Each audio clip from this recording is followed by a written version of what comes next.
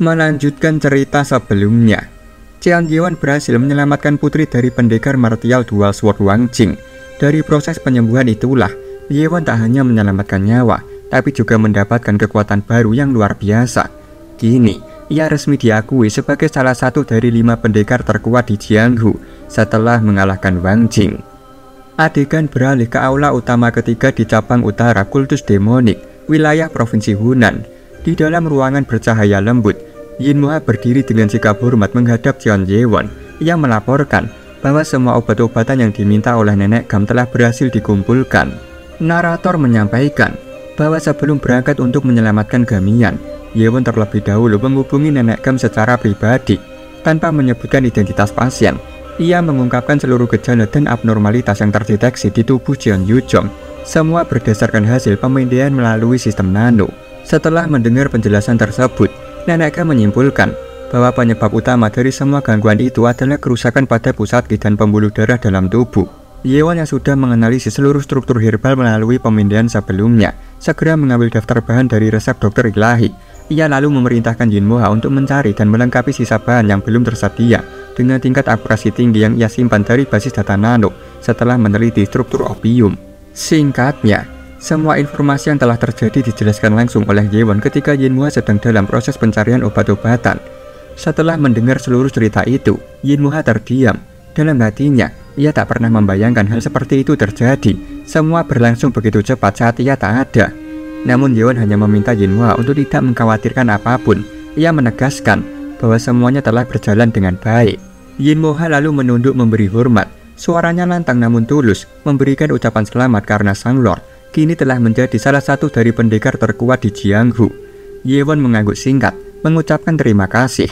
Namun dalam hatinya, ia bergumam, perjalanan pencarian dokter ilahi telah memakan waktu lebih lama dari yang ia perkirakan. Tapi kini, dengan seluruh herbal telah terkumpul dan keberadaan sang dokter telah dipastikan, tidak ada alasan untuk menunda lagi. Ia memutuskan saatnya kembali ke kultus. Saat Qian Yewen masih berbincang dengan Yin Moha, langkah kaki terdengar mendekat dari luar aula. Seorang anggota kultus meminta izin masuk. Yewen pun memberi isyarat agar mereka masuk. Terlihat ia membawa serta seorang pria asing yang mengenakan jubah hitam dan wajahnya sebagian tertutup tudung. Ia bergemeringan dan pria misterius itu langsung menunduk dalam-dalam, memberi hormat dengan sikap penuh sopan. Yewen memandangnya sejenak, lalu bertanya identitasnya. Pria itu memperkenalkan diri sebagai utusan yang dikirim langsung oleh tetua Wan Yi dan menyampaikan bahwa ia datang membawa pesan penting. Mendengar nama itu, Yewen sedikit terkejut. Dalam benaknya, ia menyadari satu hal. Jika Wan Yi sampai mengirim intel pribadinya, maka informasi yang dibawa jelas sangat mendesak. Tanpa membuang waktu, intel itu segera mengirimkan pesan melalui telepati. Ia melaporkan bahwa seorang tamu tak terduga sedang menuju ke 10,000 Mountain, kediaman utama kultus demonik. Aura dingin langsung menyelimuti hati Yewen. Ada kegelisahan samar yang muncul tanpa alasan logis. Ia tahu ini bukan kunjungan biasa. Tak lama setelah menerima pesan itu, Yewen segera bergerak. Ia memerintahkan semua orang untuk bersiap. Perjalanan kembali ke kediaman utama harus dilakukan segera. Para bawahannya masih belum diberi penjelasan lengkap, namun satu persatu langsung bergerak cepat. Di halaman, terlihat Nenek Gam masih larut dalam duka, berdiri di sisi peti jenazah cucunya. Perlahan peti itu dinaikkan ke atas kereta kuda, Hubong yang menghandlenya. Narator menyampaikan, Qian Yewen telah memutuskan untuk langsung kembali ke kultus yang ini juga. Rencana awalnya adalah kembali setelah pemakaman cucu dokter ilahi. Namun situasi telah berubah. Karena tamu tak terduga itu, ia tak punya pilihan lain selain bergegas. Yewen sempat meyakinkan dokter ilahi bahwa jenazah cucunya akan dimakamkan secara layak dan meriah di kediaman utama kultus. Di halaman, seorang prajurit melapor pada Munku bahwa segala persiapan telah selesai. Mendengar itu, Munku segera bertanya pada Hubong, apakah Qian Yewen sudah bersiap? Hubong menjawab bahwa Yewen masih berada bersama Wang Jing, ditemani oleh Yin Moha dan Yang Danghua. Mendengar itu, Munku mendadak gelisah. Dalam benaknya, ia teringat satu hal. Wang Jing pernah mengungkapkan niat menikahkan putrinya dengan Qian Yewen. Sang Hua yang melihat kegelisahan Munku segera bertanya, apakah ada sesuatu yang mengganggu? Munku tersenyum singkat, lalu menggeleng. Tidak ada yang perlu dikhawatirkan, katanya. Namun dalam hati, ia mencoba menenangkan dirinya sendiri. Ia harus mengesampingkan pikiran-pikiran buruk. Ia harus percaya, seperti biasanya. Karena satu-satunya orang yang ia cintai hanyalah Jeon Ye-won. Kita ke sisi halaman lain, tempat Jeon Ye-won ditemani oleh dua tetua, Yin Mo-ha dan Yang Dang-hwa, untuk menemui Wang Jing. Di sana, Yin Mo-ha dan Dang-hwa berdiri membeku, ekspresi mereka diliputi keterkejutan. Di hadapan mereka, Wang Jing dan kedua anaknya berlutut di hadapan Ye-won, menyampaikan satu hal yang sulit dipercaya. Mereka ingin bergabung dengan kultus demonik. Ye-won juga tampak terdiam. Ia tidak menyangka pertemuan yang ia perkirakan akan membahas masalah pribadi justru berubah menjadi momen besar seperti ini. Dengan nada tulus, Wang Jing menyampaikan bahwa ia berharap Ye-won tidak menolak permintaan mereka. Ia dan kedua anaknya ingin masuk ke dalam kultus sebagai bentuk balas budi atas kebaikan yang telah Ye-won berikan. Dari sisi lain, Dang-hwa hanya tersenyum tipis. Dalam hati, ia bergumam. Ia sendiri sudah sempat berpikir untuk menolak pernikahan antara Ye-won dan Yo-gun. Namun kini, yang terjadi justru di luar dugaan. Seluruh keluarga Wang menyatakan ingin menjadi bagian dari kultus. Ye-won termenung. Ia tidak menyangka hal ini. Sebelumnya, Wang Jing sempat membahas soal pernikahan putrinya, tapi hanya dalam hitungan jam, keputusannya berubah total. Dalam hati, Ye-won menduga ini pasti ide dari Yo-gun. Tak lama kemudian, sebuah pesan telepati masuk ke dalam pikirannya. Wang Jing menyampaikan bahwa pembahasan soal pernikahan lebih baik ditunda. Ia ingin agar Ye-won dan putrinya saling mengenal terlebih dahulu sebelum membahas hal sebesar itu. Kesadaran Ye-won terangkat.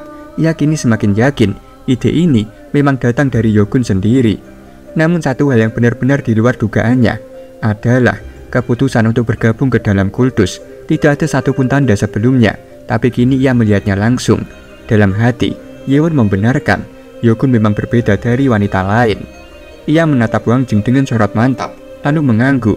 Dengan suara tegas namun penuh penerimaan, Ye-won menyatakan bahwa ia menerima Wang Jing, pendekar martial dual sword, sebagai anggota resmi dari kultus demonik. Wang Jing langsung menunduk dalam-dalam. Suaranya lantang dan penuh keyakinan saat ia mengucapkan sumpah. Ia berjanji akan setia sepenuhnya kepada Lord Kultus Demonik. Yin Mo-ha dan Yang Dang-hwa juga ikut memberi ucapan selamat. Ekspresi mereka kini berubah menjadi kagum. Keputusan ini bukan sekedar simbol loyalitas. Yin Mo-ha menyipitkan mata, senyumnya perlahan terangkat.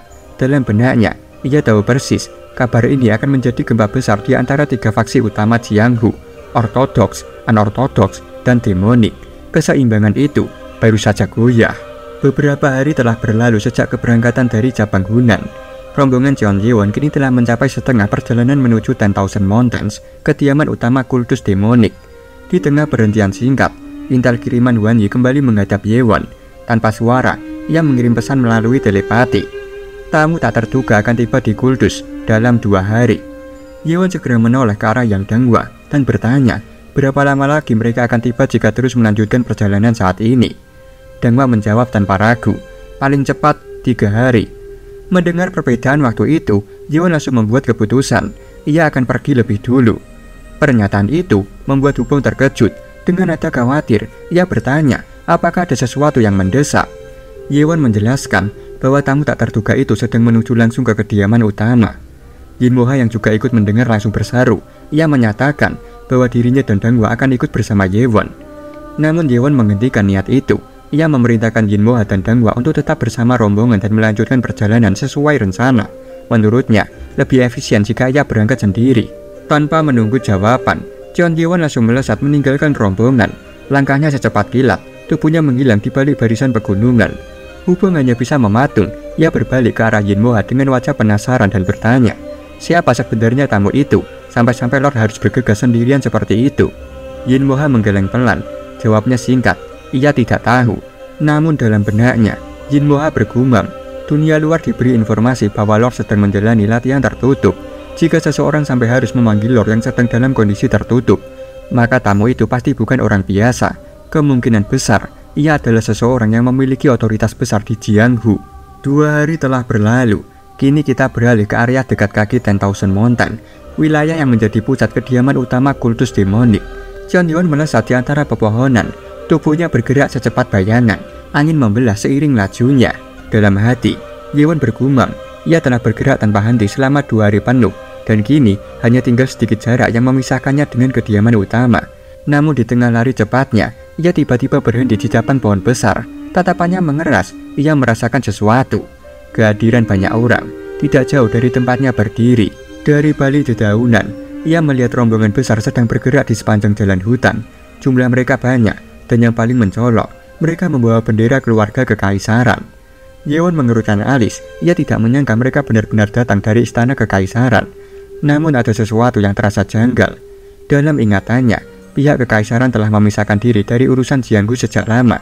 Tapi orang-orang ini jelas bukan warga istana biasa. Mereka menguasai ilmu bela diri. Yang paling mencolok adalah dua orang di barisan depan.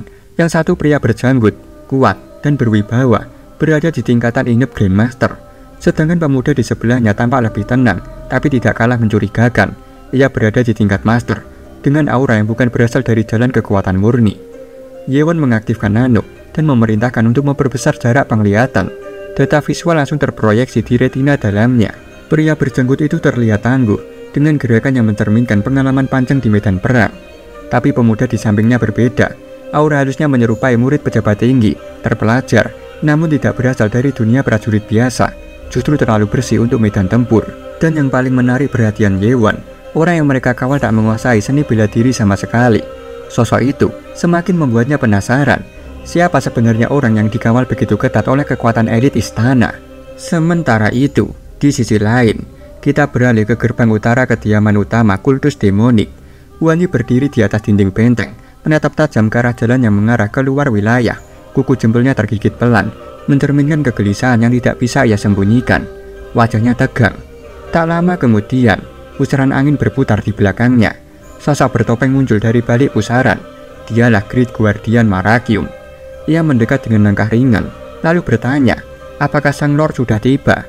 Wan Yi menggeleng cepat, suaranya rendah dan penuh kekhawatiran. Lord belum datang, dan ini sangat buruk. Orang-orang dari kekaisaran sudah hampir tiba di gerbang.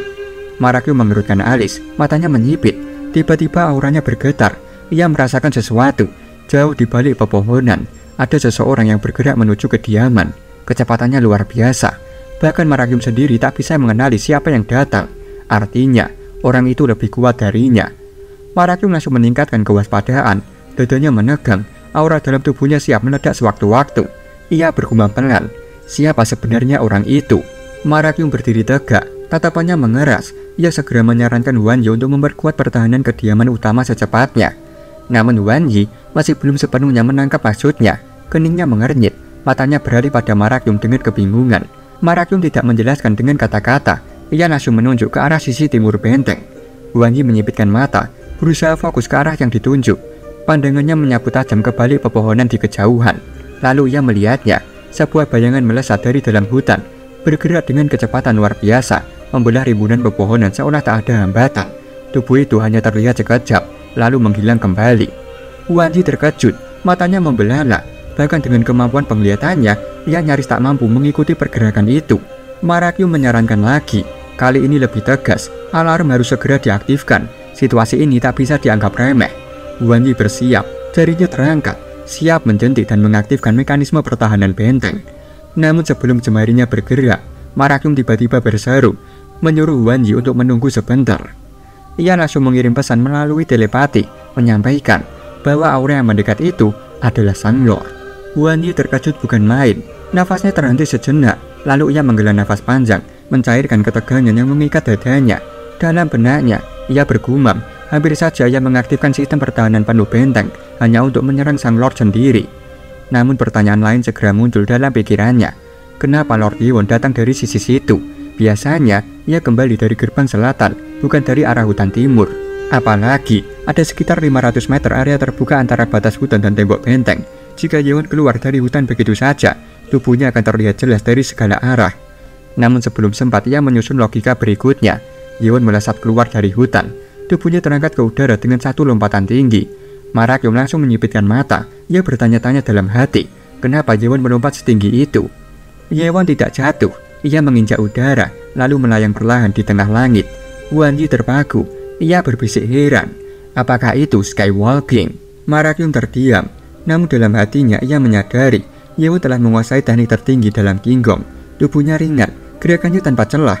Ia bertanya-tanya, apakah mungkin Yewon mencapai level itu hanya dalam sebulan? Saat itu juga, Yewon menarik pedang di punggungnya, lalu melemparkannya ke udara. Pedang itu melayang horizontal, berhenti melayang seperti platform terbang. Yeon melangkah ke atas pedang itu dan melesat bagaikan kilatan perak menembus udara, langsung menuju kediaman utama. Wan Yi dan Marakyum terdiam. Keduanya bergidik bingung, tak mengerti apa yang baru saja mereka lihat. Yeon masuk ke dalam kediaman seperti panah udara dan menghilang dari pandangan dalam sekejap. Wan Yi segera menghubungi Marakyum melalui telepati, bertanya, sebenarnya apa yang sedang terjadi di luar sana? Marakyum menjawab singkat, ia juga ingin tahu. Namun tanpa banyak bicara lagi, Marakyum langsung melesat mengejar Yeon ke dalam kompleks utama. Wan Yi pun segera mengikuti di belakangnya. Di langit, Cheon Yeon melayang tenang di atas air sword-nya. Angin berdesir lembut melewati jubahnya yang berkibar pelan. Dari ketinggian, pandangannya menurun ke bawah, menyapu kompleks benteng utama dengan mata tajam. Ia melihat dua sosok bergerak cepat mengikuti jejaknya, Marakyum dan Wan Yi. Melihat hal itu, Yeon segera melepaskan kendali atas pedangnya. Tubuh Yeon jatuh dari langit dengan sikap tenang, lalu mendarat ringan di antara bayangan pepohonan, seolah gravitasi tak berlaku padanya. Marakyum dan Wan Yi segera menyadari keberadaan Sang Lord. Mereka langsung menghampirinya dengan cepat dan berlutut dengan khidmat. Kepala mereka menunduk dalam-dalam memberi hormat kepada Sang Lord. Yeon menatap keduanya. Suaranya datar namun mengandung ketegasan saat bertanya, apakah selama ia pergi, kondisi kediaman tetap aman? Marakyum menjawab cepat, suaranya tenang namun jelas. Segala sesuatunya berada dalam kendali, tidak ada insiden besar selama kepergian Sang Lord. Namun sebelum Yeon sempat mengajukan pertanyaan lanjutan, Marakyum dengan sopan menyampaikan saran. Ia meminta agar Sang Lord segera mempersiapkan diri untuk menyambut tamu yang akan datang. Yeon mengangguk singkat, matanya menajam. Tanpa bicara lebih lanjut, ia berbalik dan melangkah pergi dengan kecepatan terukur. Kita beralih ke aula utama, tempat para dewan tetua berkumpul. Moon Yun dan para tetua lainnya telah menunggu dengan penuh kesabaran. Suasana di dalam ruangan dipenuhi ketegangan yang tertahan. Pintu utama terbuka perlahan. Cheon Yeon melangkah masuk dengan tenang, diiringi para guardian di belakangnya. Langkahnya mantap, membelah aula tanpa suara. Aura tekanan dari dirinya menyelimuti ruangan seketika. Serentak, semua tetua langsung menunduk dalam-dalam, memberi penghormatan kepada Lord Kultus Demonik. Gerakan mereka penuh hormat dan khidmat. Yeon membalas penghormatan itu dengan anggukan singkat, lalu menyampaikan rasa terima kasih karena mereka telah menjaga kestabilan kultus selama ia pergi. Namun suasana segera berubah saat Yeon menyampaikan kabar penting. Rombongan dari kekaisaran sedang menuju kediaman utama. Dengan suara tegas, ia meminta seluruh tetua yang hadir, termasuk utusan dari Six Sword, untuk mengikutinya ke gerbang utara. Mereka harus menyambut kedatangan itu bersama-sama. Tak lama kemudian, di depan gerbang utara, Cheon Yeon dan para petinggi kultus berdiri dalam barisan tenang. Derap kaki pasukan mendekat dari kejauhan. Irama langkah mereka berat dan teratur, getarannya merambat seperti drum perang yang mengguncang dada. Namun tak satu pun dari anggota kultus menunjukkan ketakutan. Tatapan mereka tetap lurus ke depan, tegas, penuh wibawa. Dari balik dataran rendah, mulai terlihat ujung bendera kekaisaran. Merah tua dengan lambang emas bersinar tertiup angin, membelah padang seperti semboyan perang. Pasukan yang datang bukan main-main.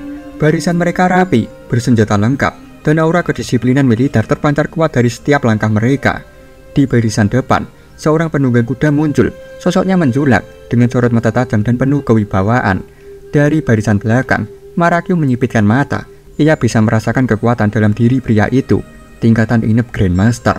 Sosok itu menghentikan kudanya. Suaranya lantang menggema ketika berseru bahwa kultus demonik adalah bagian dari rakyat kekaisaran Great Ming. Ia juga memperkenalkan diri. Namanya adalah Yun Namgun, jenderal selatan dari kekaisaran Great Ming. Wan Yi langsung tersentak. Dalam sekejap, ia mengirim pesan melalui telepati ke Cheon Yeon.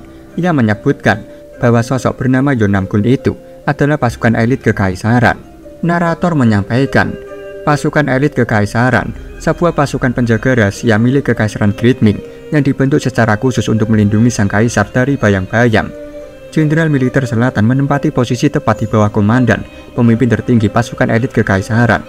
Bersama jenderal militer utara, keduanya merupakan pejabat tinggi dalam struktur pemerintahan kekaisaran. Tatapan Cheon Yeon menajam, pikirannya fokus, mencoba menebak siapa sebenarnya yang berada di dalam kereta kuda itu, hingga harus dikawal langsung oleh pasukan elit kekaisaran. Tirai kereta perlahan terbuka. Yeon tidak memalingkan pandangannya sedikit pun. Ia berusaha menembus bayangan dalam kereta, mencoba mengenali siapa yang ada di dalam. Samar-samar, terlihat sosok memegang sebuah kotak berornamen, yang jelas menyimpan gulungan surat resmi kekaisaran. Namun wajahnya masih tersembunyi oleh gelapnya atap kayu kereta.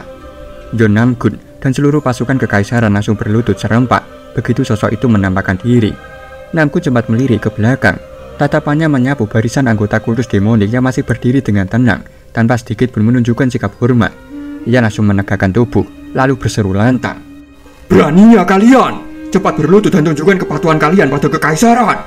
Namun yang ia terima hanyalah tatapan tinggi dan sorot tajam dari para petinggi kultus. Tak satu pun dari mereka bergeming. Namgun menggertakkan giginya penuh kesal. Dalam benaknya, ia sudah menduga bahwa orang-orang kultus demonik bukan jenis yang mudah untuk ditundukkan. Tapi yang membuat darahnya mendidih adalah reaksi dingin mereka, seolah seruannya tidak berarti apapun. Namun tepat saat amarahnya hendak meledak, sebuah telepati masuk ke dalam pikirannya. Seseorang di dekatnya memperingatkan bahwa kemarahan itu tidak akan membuahkan apa-apa dan hanya akan mempermalukannya sendiri. Namgun mengepalkan tangan, menahan diri. Akhirnya, sosok dari dalam kereta keluar. Langkahnya tenang. Ia menuruni tangga kereta dan berdiri di hadapan semua orang, lalu memperkenalkan dirinya sebagai Su Taekyung, pangeran kekaisaran.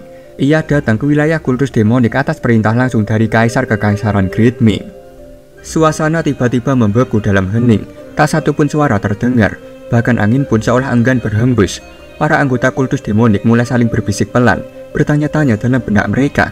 Jika pria bertubuh besar yang berdiri di hadapan mereka adalah seorang pangeran, maka berarti dia adalah putra dari kaisar. Di barisan depan, Wan Yi mengernyit. Ia sudah menduga bahwa pria itu memiliki status tinggi, terutama setelah melihat keberadaan pasukan elit kekaisaran yang mengawal dengan ketat. Tapi tetap saja, ia tak menyangka yang datang langsung adalah darah daging kaisar sendiri. Pangeran itu menggertakkan gigi, wajahnya tegang, matanya menyala oleh murka yang ditekan. Dengan sikap pongah, ia mengangkat tangan dan menunjuk langsung ke arah para anggota kultus demonik. Dengan nada tinggi, ia mencerca mereka karena dianggap tidak memiliki sopan santun. Ia menuntut penjelasan mengapa mereka tidak segera menunduk memberi hormat setelah melihat gulungan perintah kaisar. Bahkan lebih parah, mereka tidak menundukkan kepala kepada dirinya, sang pangeran. Tatapannya kemudian mengarah tajam ke depan, jarinya menunjuk lurus ke arah Jiang Yewon. Lalu dengan suara penuh tuntutan, ia bertanya, apakah pemuda itu pemimpin dari sekte demonik? Mata pangeran menilai sosok yang ditunjuknya. Dalam benaknya, ia bergumam sinis. Pemuda di hadapannya terlihat terlalu tenang, bahkan nyaris dungu. Ia tidak merasakan aura kekuatan sedikit pun dari tubuh Yewon. Menurutnya, pemuda itu tak lebih dari orang biasa, bukan pendekar, bukan siapa-siapa. Pangeran kembali berseru keras, suaranya menggema di udara. Nada bicaranya tajam dan merendahkan, membuat beberapa guardian di barisan kultus mengenyit. Rahang mereka mengeras menahan emosi. Dengan nada penuh arogansi, sang pangeran menyampaikan bahwa seorang pemimpin adalah cerminan dari bawahannya. Jika pemimpin sekte tidak menunjukkan sikap hormat kepada kaisar, bagaimana mungkin para pengikutnya bisa berlaku benar? Lalu dengan penuh jumawa, ia mengacungkan jari ke tanah dan memerintahkan mereka berlutut. Tatapan para tetua kultus demonik mengeras, wajah-wajah mereka tak bisa menyembunyikan kemarahan, bukan karena rasa takut, tapi karena ucapan sang pangeran telah merendahkan kehormatan lord mereka. Namun di tengah ketegangan itu, Jiang Yewon justru tersenyum tipis, sebuah senyum yang membuat udara seakan menegang lebih dalam. Tiba-tiba, aura para petinggi kultus demonik meledak bersamaan. Tekanan ki yang kuat terpancar hebat, menyapu udara bagaikan badai tak kasat mata. Kuda-kuda milik pasukan kekaisaran meledak mengamuk, meringkik keras dan menggetarkan kaki liar, merasakan aura pembunuhan yang menyesakan. Para prajurit kekaisaran sontak panik, mencoba menenangkan tunggangan mereka yang mengamuk di luar kendali. Dari barisan istana, Namgun maju dengan pedang terhunus, sorot matanya tajam menembus barisan kultus. Dengan suara tegas dan menggema, ia menanyakan keberanian mereka. Apakah mereka benar-benar berniat melepaskan aura membunuh di hadapan pangeran kekaisaran yang datang membawa perintah langsung dari kaisar? Kalimatnya berat, syarat tuduhan. Ia bertanya tegas, apakah kultus demonik hendak berkhianat? Sementara itu, sang pangeran menyeringai lebar. Dalam benaknya, ia tertawa. Ia merasa yakin kultus demonik hanyalah sekumpulan anjing buas yang sedang menggonggong sebelum dijinakan. Di hadapan kekuatan jutaan pasukan kekaisaran, pikirnya tak ada harapan bagi kultus demonik. Melihat ketegangan yang makin membesar, Munjun mendekat ke arah Jiang Yewon. Tanpa suara, ia mengirimkan pesan lewat telepati. Nada suaranya sopan, namun tegas. Ia menjelaskan bahwa pria yang berdiri angkuh di depan mereka adalah Su Taekyung, putra kedua dari kaisar saat ini. Dengan penuh hormat, Munjun meminta izin kepada Yewon untuk berbicara langsung dengan pihak kekaisaran. Yewon hanya mengangguk pelan, tak ada penolakan, tak ada pertanyaan. Ia langsung mempersilahkan. Munjun melangkah maju dengan tenang, langkahnya stabil, matanya menatap lurus ke arah pangeran. Di seberang, Zhu Taiqiu menyaksikan pria tua itu mendekat. Dalam hatinya, ia menertawakan pemandangan tersebut. Baginya, tindakan itu hanyalah bentuk pengecut dari sang pemimpin kultus, mengutus orang lain berbicara demi menghindari rasa malu. Begitu jarak cukup dekat, Mun Yun berhenti dan memberikan salam penghormatan. Tubuhnya sedikit membungkuk, namun tetap berdiri tegak, tidak berlutut. Melihat hal itu, seorang prajurit kekaisaran langsung memerah oleh amarah. Dengan suara membentak, ia memerintahkan Mun Yun untuk berlutut di hadapan pangeran. Namun sebelum ucapannya selesai, sebuah tekanan ki mendadak menghantam udara. Hebat, padat, mendominasi. Para prajurit kekaisaran langsung membeku di tempat. Otot-otot mereka mengencang, keringat mengucur deras, dan bahkan membuka mulut pun mereka tak mampu. Tekanan itu berasal dari sosok tua yang berdiri tenang di hadapan mereka, Mun Yun, yang bahkan belum bergerak sedikit pun. Tatapan Mun Yun kini mengarah langsung ke Zhu Taiqiu. Dengan suara tenang namun menggetarkan, ia menyatakan, mereka, para anggota kultus Heavenly Demonic, tidak menundukkan kepala kepada siapapun, kecuali kepada Lord, sang pemimpin dan penyelamat dunia bela diri. Kata-kata itu bagaikan palu yang menghantam langsung harga diri Zhu Taiqiu.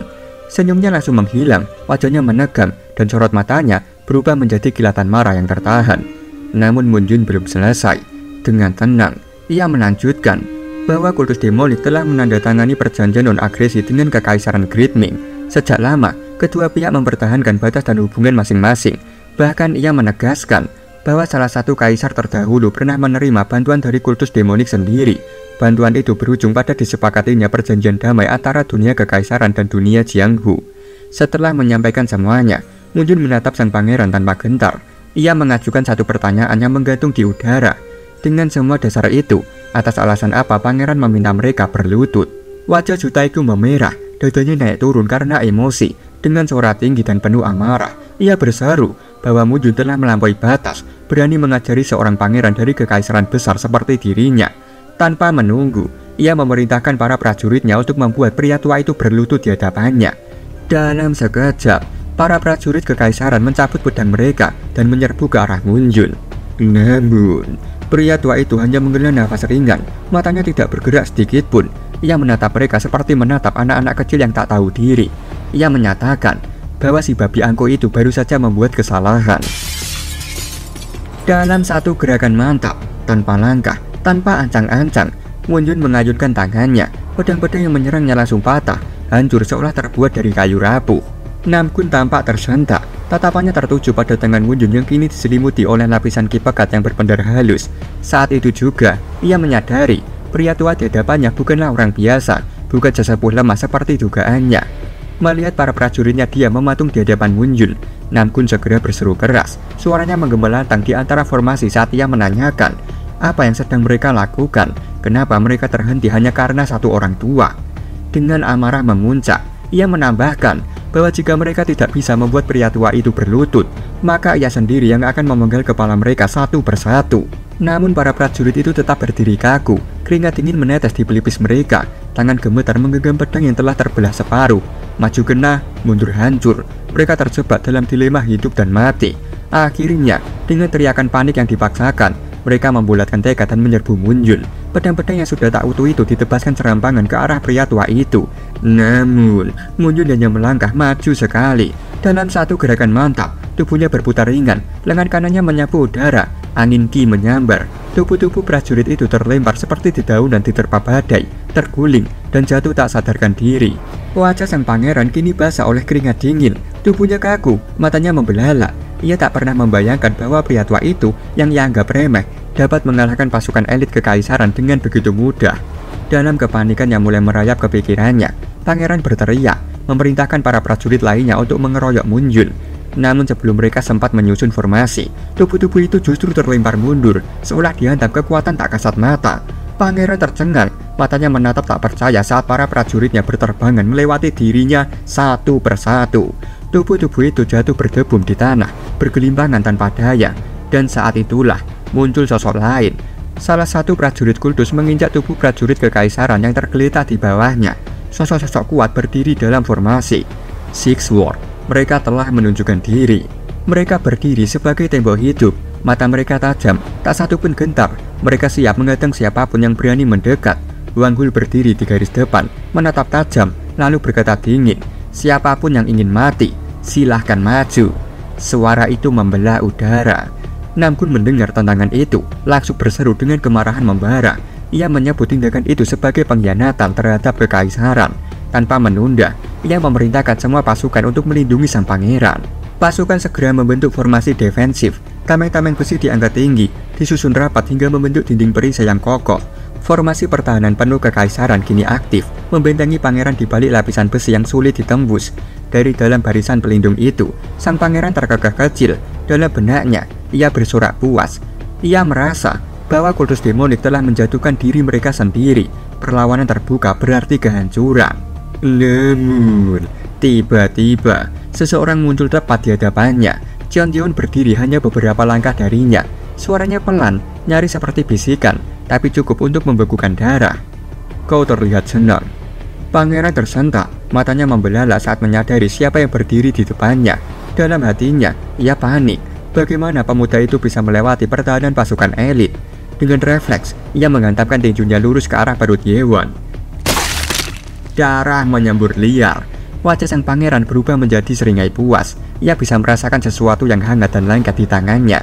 Darah. Ia yakin tinjunya telah menembus daging musuhnya. Namun sesaat kemudian, rasa puas itu berubah menjadi ngeri karena ia menyadari sesuatu yang salah. Darah itu bukan milik Jeon Ji-won, melainkan dari tangannya sendiri yang kini telah terpotong bersih. Sang pangeran tertutup lemas di hadapan Jeon Ji-won. Tubuhnya gemetar, tangannya terangkat menahan luka parah. Darah segar terus mengalir dari pangkal pergelangan yang terpotong, membasahi lengan dan jubah kerajaannya. Matanya memerah, amarah, dan rasa malu membuncah tanpa kendali. Dengan teriakan penuh dendam, ia mencoba bangkit, mengayunkan tinju kirinya, hendak menyerang kembali. Satu tebasan cepat dan dingin. Dalam sekejap, lengan kirinya pun terlepas dari tubuh, terlempar ke udara disertai semburan darah yang menyapu udara seperti hujan merah. Tubuh sang pangeran terhuyung ke belakang dan jatuh mengatap tanah, terguling dalam genangan darahnya sendiri. Ceritanya menggema lirih di antara keheningan. Namun sebelum rasa sakit sempat meresap utuh, Jeon Ji-won sudah berada di atasnya. Dengan ekspresi dingin tanpa emosi, Ji-won mencengkram wajah sang pangeran. Jari-jarinya menggenggam rapat. Lalu dalam satu tarikan kuat, ia mengangkat tubuhnya tinggi-tinggi dari tanah. Kaki sang pangeran menendang-nendang liar di udara, berusaha melepaskan diri seperti binatang yang dikurung. Para prajurit kekaisaran yang menyaksikan adegan itu hanya bisa berdiri membeku. Keringat dingin mengalir deras di wajah mereka, namun tak satu pun berani bergerak.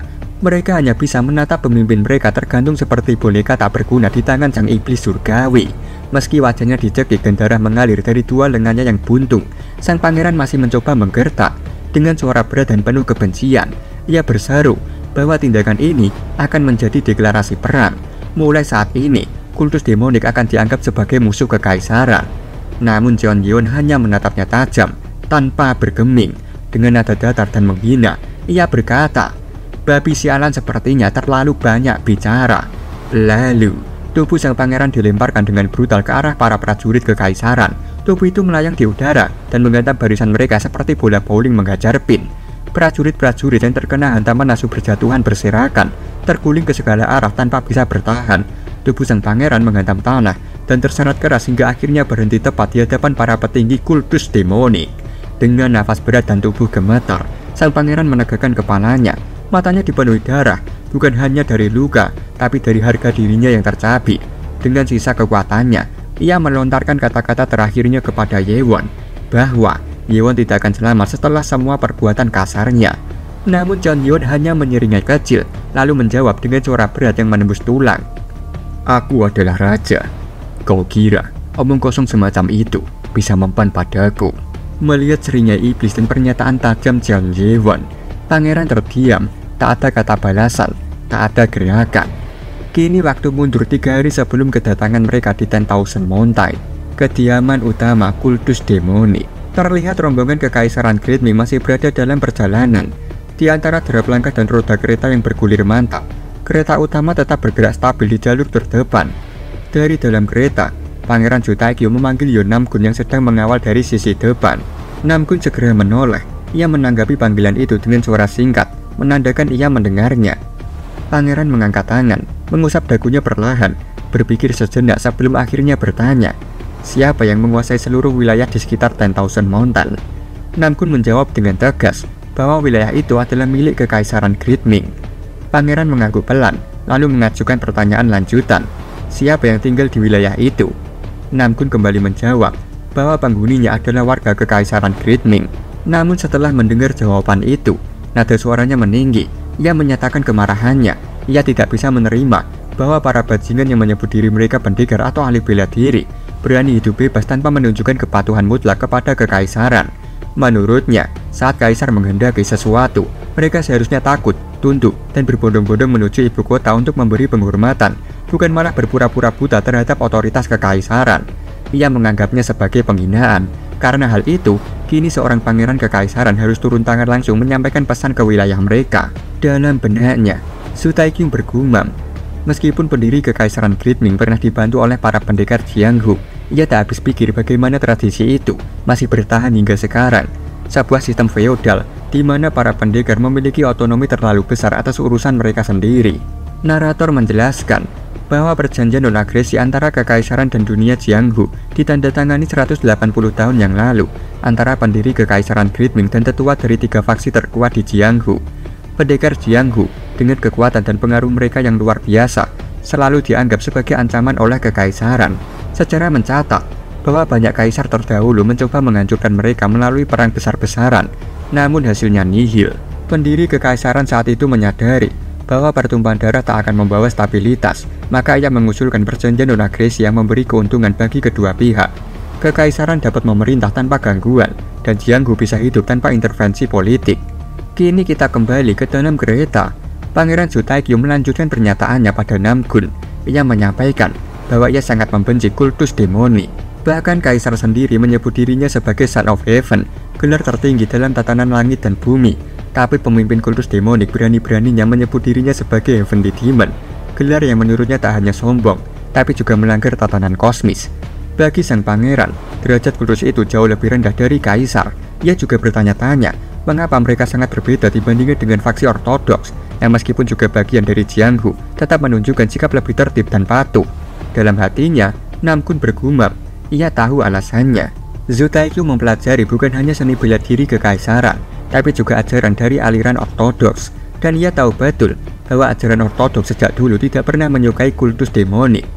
Setelah mempertimbangkan pernyataan sebelumnya, Namgun dengan sopan menyampaikan bahwa tujuan faksi anortodoks dan kultus demonik memang berbeda.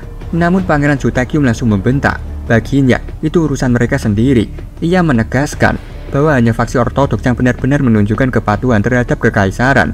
Selain itu, semuanya hanyalah kumpulan bajingan pengkhianat. Namgun hanya mengangguk menyetujui, meski dalam hatinya ia tahu garis antara kebenaran dan kesetiaan tidak pernah sesederhana itu. Tak lama kemudian, sang pangeran meminta pendapat dari Yokyung, staf kekaisaran, si babi dengan sifatnya yang licik. Yokyung menjelaskan, berdasarkan informasi yang ia kumpulkan, pemimpin baru kultus demonik telah menggulingkan pemimpin sebelumnya. Mendengar hal itu, senyum licik merekah di wajah pangeran.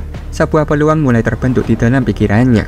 Yokyung melanjutkan, ia juga mendengar bahwa pemimpin yang baru adalah sosok yang tidak kompeten dan terlalu lemah, bahkan telah mengganti banyak petinggi kuat dalam sekte tersebut. Menurutnya, jika pangeran bisa menundukkan sekte itu, maka ia akan mendapatkan kepercayaan penuh dari kaisar dan menjadikan hal ini batu loncatan untuk memperkuat posisinya sebagai pewaris tahta. Namgun mengernyit mendengar perkataan si babi. Ia tidak menyukai pernyataan yang bodoh itu. Kini, waktu kembali ke masa sekarang. Setelah Jeon Yeon menebas kedua tangan Yokyung tanpa ragu, suasana berubah menjadi ledakan ketegangan. Dalam hati, Namgun sangat kesal. Menurutnya, cukup dengan memperlihatkan otoritas kekaisaran, semuanya sudah jelas. Tapi Yokyung malah membuka mulutnya sembarangan dan mengacaukan segalanya. Namgun tahu, pemuda yang berdiri di hadapannya itu bukan tipe yang akan pernah tunduk pada kekaisaran.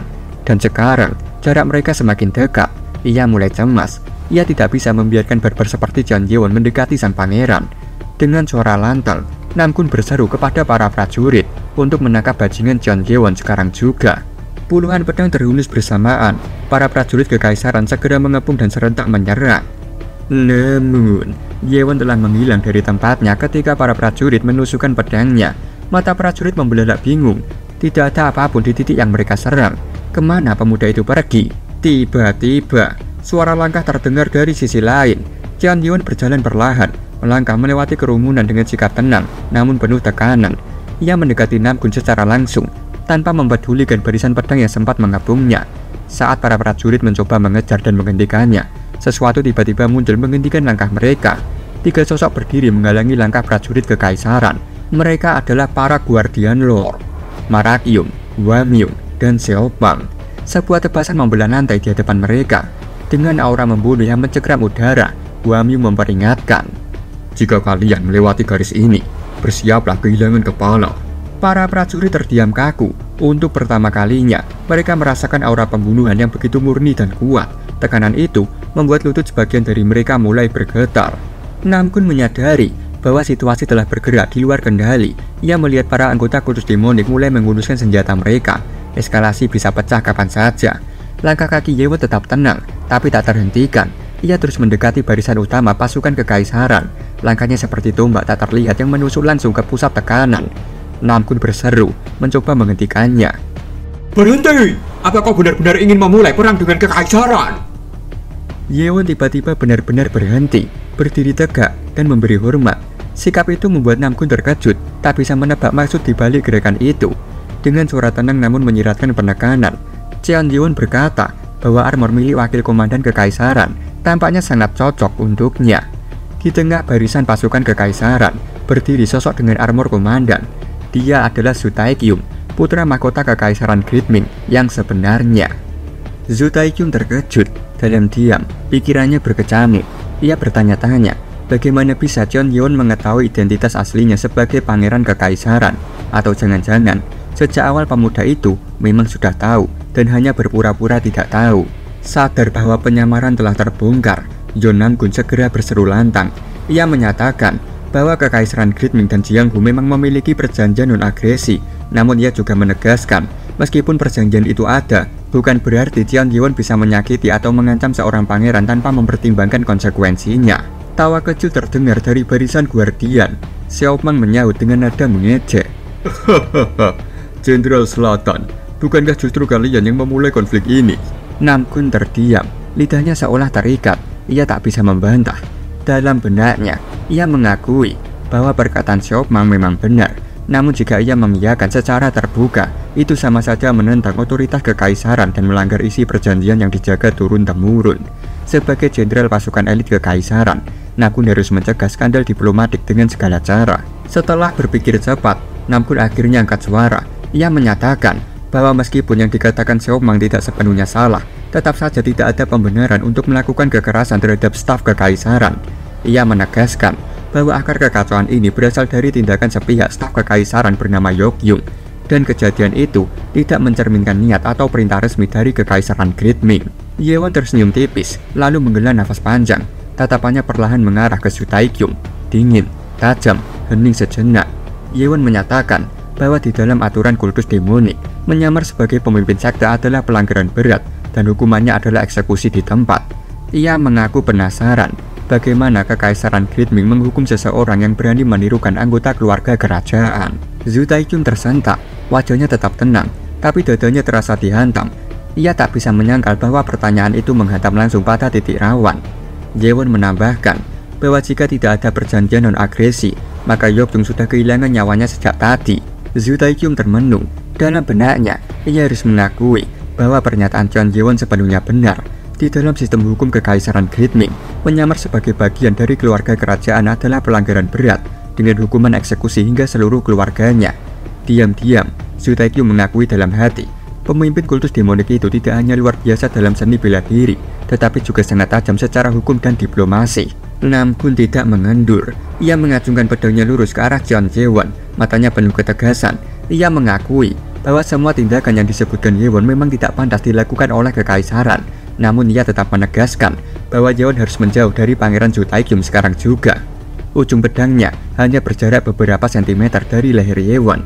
Melihat itu, Marakyum melesat. Satu hantaman ringan dari Marakyum memukul pedang Namgun ke samping tanpa kesulitan. Logam beradu, namun tubuh Namgun seolah terpaku di tempat. Ia terdiam sejenak, heran. Dalam benaknya, ia bertanya-tanya bagaimana pria bertopeng itu bisa membelokkan tangannya dengan mudah. Ia mulai mempertanyakan siapa sebenarnya pria bertopeng yang berdiri di hadapannya ini. Namun harga dirinya sebagai Jenderal Selatan tidak menerima penghinaan itu begitu saja. Ia langsung melesat, mengayunkan serangan ke arah Marakyum. Dengan satu gerakan ringan, Marakyum menghindar dari tebasan yang mengarah ke lehernya. Gerakannya nyaris tanpa suara, menyatu dengan aliran angin. Lalu, jari Marakyum menembus lengan kanan Namgun dalam satu tusukan presisi. Darah menyembur deras dari lubang kecil yang terbuka di ototnya. Namgun membalas dengan tendangan keras, namun Marakyum masih membacanya lebih cepat. Ia menghindar dan dengan satu gerakan mengayun kaki, melakukan tacklan ringan yang membuat Namgun kehilangan keseimbangan. Perawak! Tubuh Namgun terhentak jatuh, membentur lantai keras dengan suara berat. Saat hendak bangkit, matanya membelalak melihat pedangnya sendiri melayang ke udara dan masuk ke genggaman Marakyum. Tanpa ragu, Marakyum menghunuskan pedang itu ke arah leher Namgun yang masih terbaring. Ujung pedang berhenti, hanya selai rambut dari kulitnya. Namgun tidak berani bergerak. Ia sadar, satu gerakan kecil saja berarti kematian. Marakyum menatapnya dingin, penuh tekanan. Ia memperingatkan dengan suara yang tajam, agar tidak pernah lagi mengarahkan pedang kepada Lord Kuldus. Seluruh prajurit kekaisaran terdiam dalam keterkejutan. Tidak satu pun berani bergerak. Suasana menjadi berat dan tegang.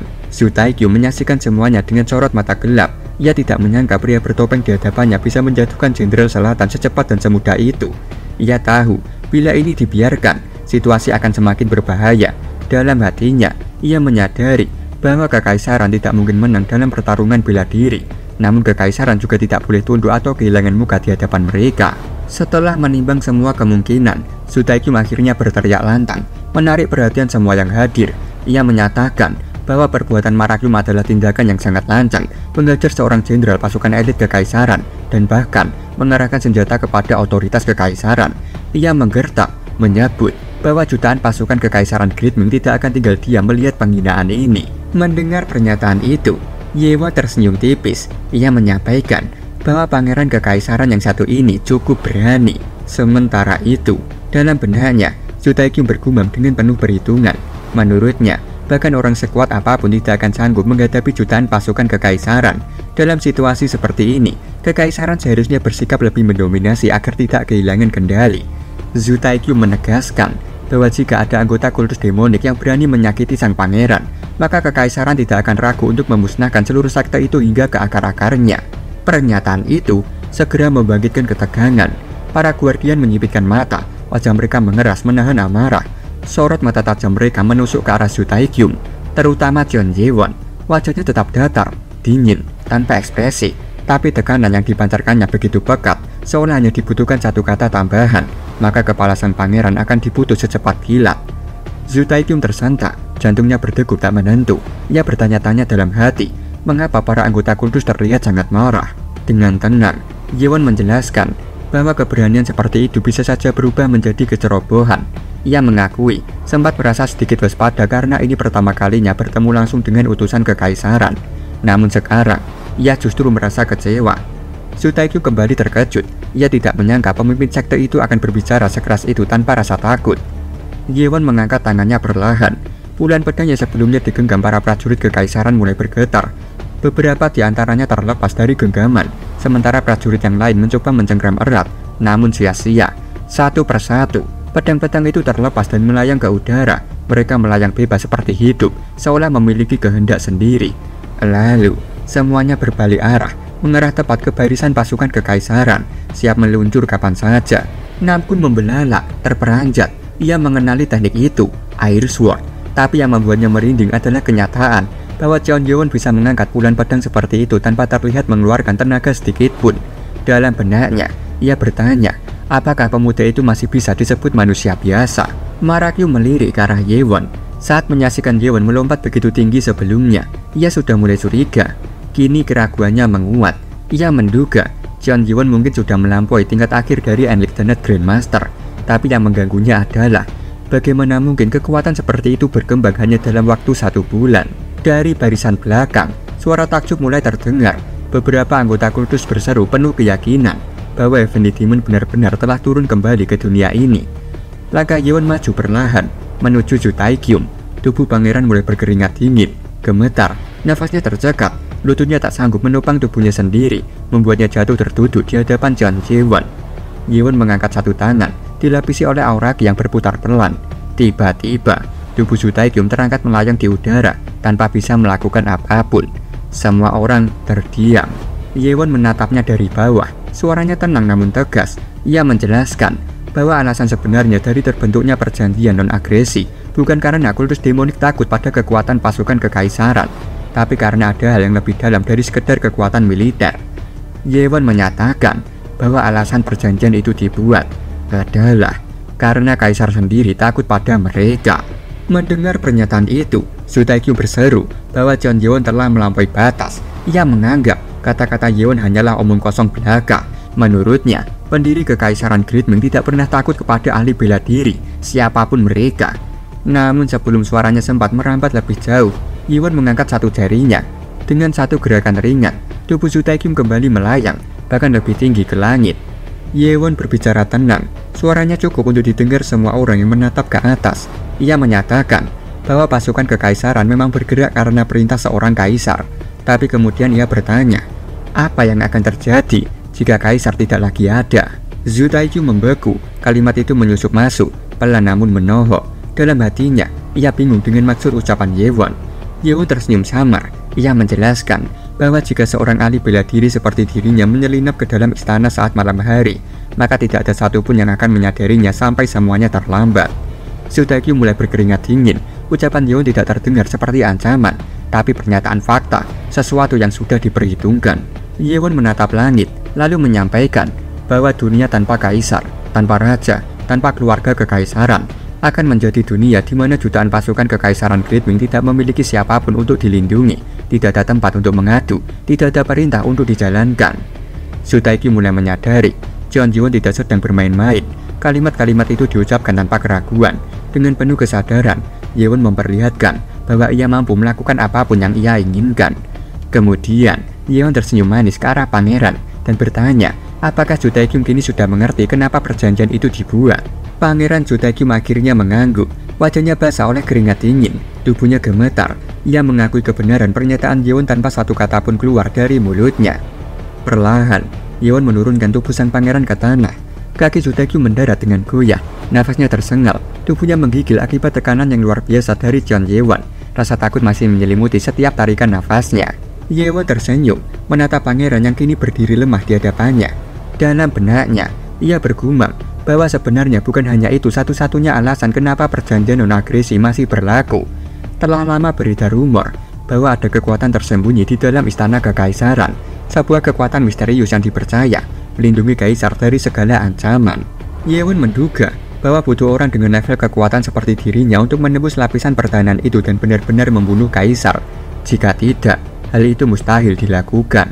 Namun setelah mengamati reaksi para prajurit kekaisaran dan pangeran sendiri, Yewon menyimpulkan bahwa mereka tidak mengetahui apapun tentang keberadaan kekuatan tersembunyi itu. Satu persatu pedang yang sebelumnya melayang di udara mulai berjatuhan ke atas batu, bergema di seantero halaman. Yewon menurunkan tangannya, membatalkan teknik air sword-nya. Lalu ia mengajak semua orang untuk berfokus pada tujuan utama kedatangan mereka, membaca pesan dari Yang Mulia Kekaisaran. Dengan ki telekinesis, Yewon menarik gulungan merah dari tangan pengawal dan membawanya ke dalam genggaman. Saat ia hendak membukanya, tiba-tiba suara erangan terdengar dari sisi halaman. Yewon menoleh cepat, lalu bertanya, suara apa yang barusan ia dengar? Pandangan semua orang tertuju ke arah sumber suara. Di sana, terlihat Yeogyung tertunduk lemas di hadapan para petinggi kultus. Tubuhnya gemetar hebat, sementara kesadarannya perlahan mengabur seperti bayangan kabut yang mulai menghilang. Waktu mundur beberapa saat sebelumnya, Yeogyung terlihat merangkak mundur dengan tubuh gemetar. Wajahnya pucat dan mata dipenuhi ketakutan. Ia berteriak menyuruh para anggota kultus demonik untuk tidak mendekatinya. Ia menyebut dirinya sebagai staf pengadilan kekaisaran, berharap status itu bisa menyelamatkannya. Namun tidak satu pun dari anggota kultus yang peduli. Tatapan mereka dingin, tekanan membunuh menggantung di udara. Yeogyung mulai panik. Ia menyadari bahwa jika situasi ini terus berlanjut, kematiannya tinggal menunggu waktu. Di tengah ketegangan itu, Mokyun, ketua dari Illusionary Sword, melangkah maju.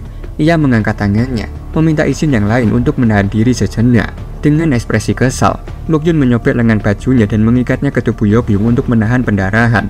Tatapannya tajam menusuk, penuh amarah yang ditahan. Ia menyatakan bahwa jika bukan karena menghormati keputusan Sang Lord, ia sendiri yang akan menghabisi Yokyung saat ini juga. Setelah menstabilkan luka, Mokyun menotok titik aliran darah di tubuh Yokyung. Sementara itu, Yokyung menggertakkan gigi. Dalam hatinya, ia bersumpah akan bertahan hidup apapun yang terjadi. Namun tiba-tiba, tubuhnya menggigil, darah keluar dari hidungnya. Ia mengernyit, bingung dengan sensasi aneh yang menyebar cepat.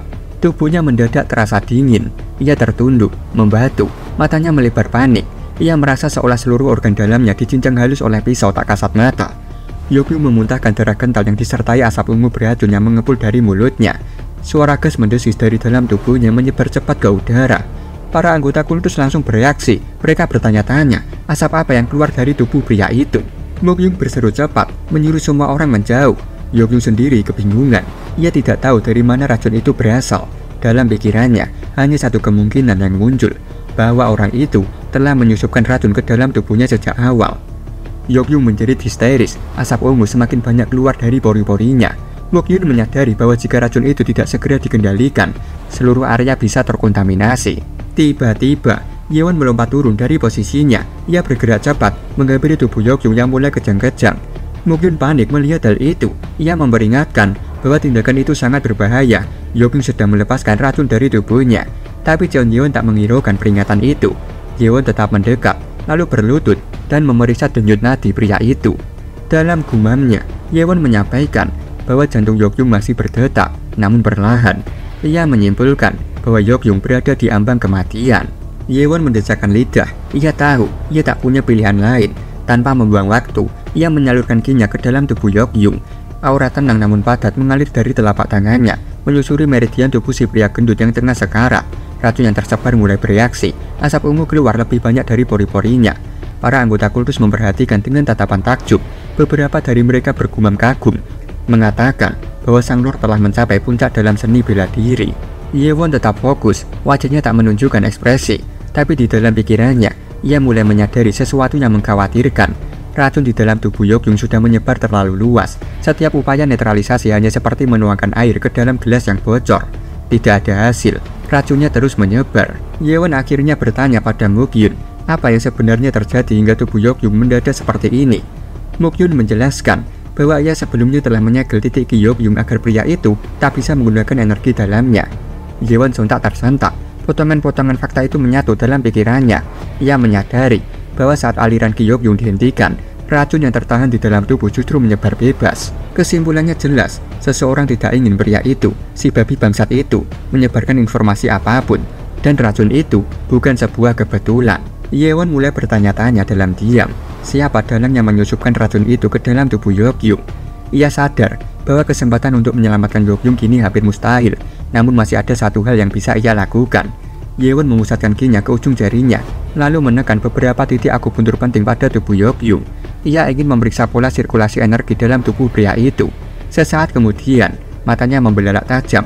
Apa yang ia lihat membuatnya terkejut. Teknik yang digunakan Yokyung adalah Fat Extraction Art. Narator menjelaskan bahwa Fat Extraction Art adalah teknik bela diri rahasia milik sekte Shaolin dari faksi ortodoks. Teknik ini menyebabkan berat badan penggunanya naik drastis, namun mempercepat pembentukan fondasi tenaga dalam dengan efisiensi luar biasa. Yewon akhirnya menyadari identitas yang sebenarnya. Yokyung bukan hanya seorang staf kekaisaran, ia berasal dari faksi ortodoks. Pertanyaan muncul dalam benaknya, apakah pria itu dikirim untuk menyelidiki konflik antara kultus demonik dan kekaisaran? Ada yang janggal, terlalu janggal. Yewon memerintahkan Nano untuk menjalankan pemindahan MRI. Yewon meletakkan tangannya ke kepala Yokyung. Detik berikutnya, layar visualisasi muncul, dan saat itulah ia melihatnya. Seekor kelabang parasit menempel di otak Yokyung, panjangnya berliku-liku. Dengan kaki tipis yang mencengkram erat bagian dalam jaringan saraf, kelabang itu mulai menggeliat. Mata Yokyung terbelalak merah, urat-urat di wajahnya menegang, sisi kepalanya tampak membengkak secara tidak wajar. Kepala Yokyung meledak, darah menyembur ke segala arah, menyelimuti udara dengan percikan hangat berbau besi. Yewon segera menarik tangannya dan mundur satu langkah. Ia melepaskan tubuh pria itu, yang kini tergeletak tak bernyawa dalam genangan darah. Kepala Yokyung hancur mengenaskan, keheningan menyelimuti halaman. Yewon terdiam, pikirannya menyusun potongan-potongan informasi yang baru saja ia saksikan. Metode pembungkaman brutal seperti ini, ia mengenalnya. Ini adalah teknik yang sama persis dengan yang digunakan terhadap Li Baek dari klan Dead God Six martial. Kesimpulannya mulai menguat. Dalang dibalik kekacauan ini adalah klan Bladeguard, dan lebih parahnya lagi, pengaruh mereka telah merambat jauh hingga ke dalam struktur kekaisaran. Yewon menduga bahwa mandat kekaisaran yang dibawa oleh Su Taikyu pasti berkaitan erat dengan semua ini. Tanpa ragu, Yewon membuka gulungan merah itu. Gulungan terbentang lebar di hadapannya. Seketika itu juga, semua prajurit kekaisaran menundukkan kepala dalam-dalam. Mereka menunjukkan rasa hormat penuh pada surat perintah dari kaisar. Namun Namgun yang berada di barisan depan melirik dari ekor matanya ke arah para anggota kultus demonik. Dalam hatinya ia bergumam kesal. Orang-orang kultus itu tidak tunduk, bahkan saat mandat kaisar dibuka.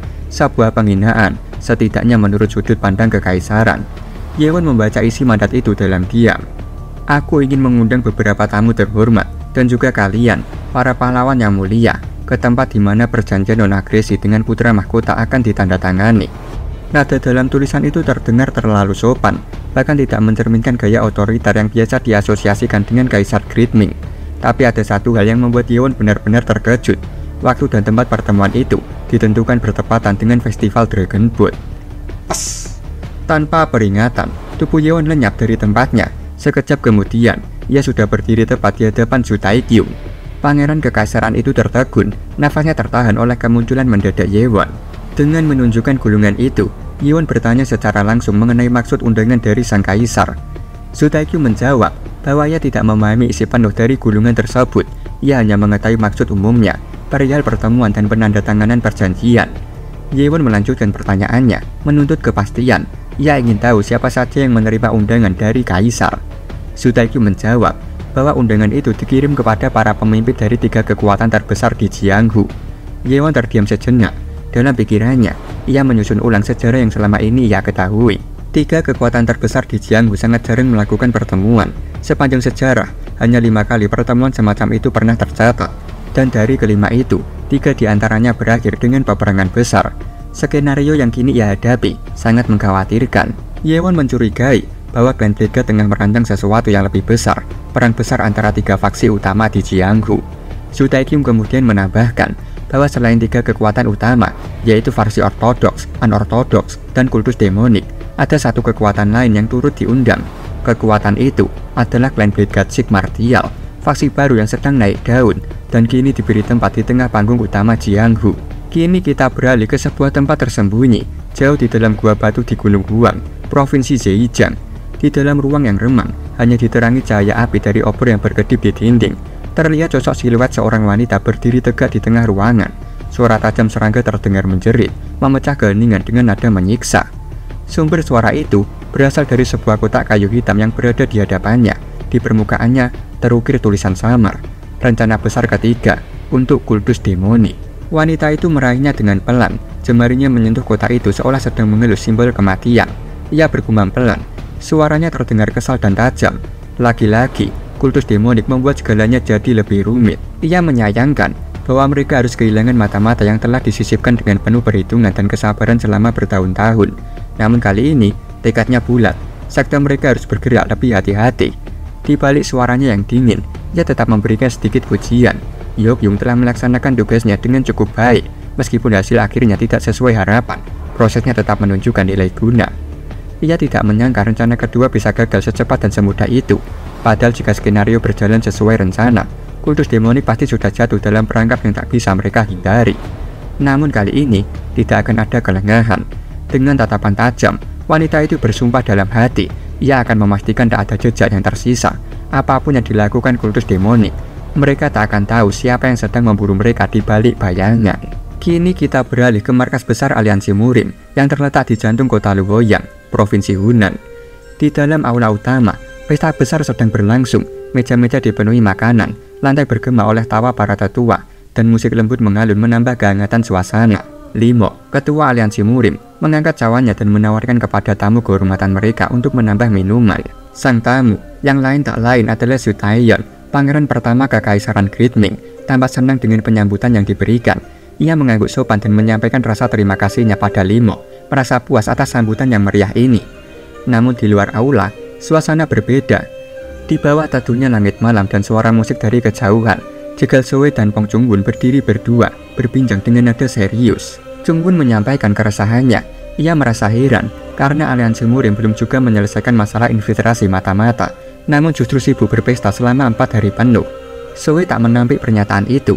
Menurutnya, kekhawatiran Chung-won tidaklah salah, tapi di sisi lain menunjukkan kekuatan dan keramahan aliansi murim pada putra mahkota calon kaisar di masa depan adalah langkah politik yang tak boleh dilewatkan, asalkan tetap mempertimbangkan kondisi genting aliansi saat ini. Wajah Zoe mengeras. Dalam benaknya, ia bergumam. Sudah berbulan-bulan sejak ia kembali di markas kultus demonik, dan sejak saat itu, ia berharap bisa menemukan dan menangkap banyak mata-mata.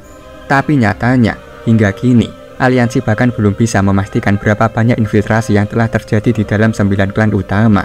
Ia mulai curiga bahwa para mata-mata itu telah disusupkan jauh lebih lama dari yang pernah ia perkirakan, jauh sebelum kekacauan dimulai. Chung-won mengutarakan kecurigaannya. Ia merasa bahwa klan Blackguard mungkin memiliki hubungan langsung dengan undangan perjanjian non-agresi yang datang dari kekaisaran. Ia bertanya pada Zoe, apakah menurutnya kultus demonik dan faksi anortodoks akan jatuh dalam perangkap itu. Zoe menatapnya serius. Menurutnya, jebakan itu kemungkinan besar akan berhasil. Untuk faksi anortodoks, ia belum bisa memastikan.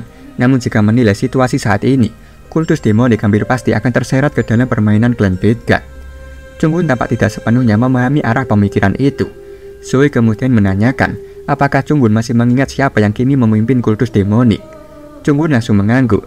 Tentu saja ia masih ingat, Jeon Ye-won, sosok luar biasa yang berhasil mengambil alih sekte hanya dalam waktu singkat setelah kedatangannya.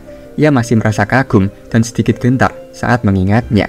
Zoe lalu melanjutkan, jika dirinya berada di posisi kultus demonik, ia akan memanfaatkan kesempatan ini untuk membalikan rencana klan Blackguard sepenuhnya. Dan ia tak percaya bahwa Jeon Ye-won tidak berpikir hal yang sama. Chung-won menatapnya lekat. Ia bertanya, apakah Zoe benar-benar yakin Lord Kultus Demonik akan melakukan sesuatu terkait hal ini? Zoe mengangguk mantap. Jika Ye-won masih orang yang sama seperti dulu, maka dia pasti tidak akan membiarkan peluang sebesar ini lewat begitu saja. Di tengah percakapan serius antara Zoe dan Chung-won, tiba-tiba langkah ringan terdengar mendekat. Suara yang familiar menyela pembicaraan mereka, menyebut bahwa kedatangan Jeon Ye-won adalah kabar baik bagi semua. Pria itu adalah Yeon Buso, tunangan dari jegal Zoe, sekaligus putra ketua aliansi murim. Chung-won menoleh, sedikit terkejut karena tidak menyadari kehadiran Yeon Buso sebelumnya. Dalam benaknya, ia bergumam bahwa kemampuan bela diri Yeon Buso telah meningkat jauh lebih besar dari sebelumnya.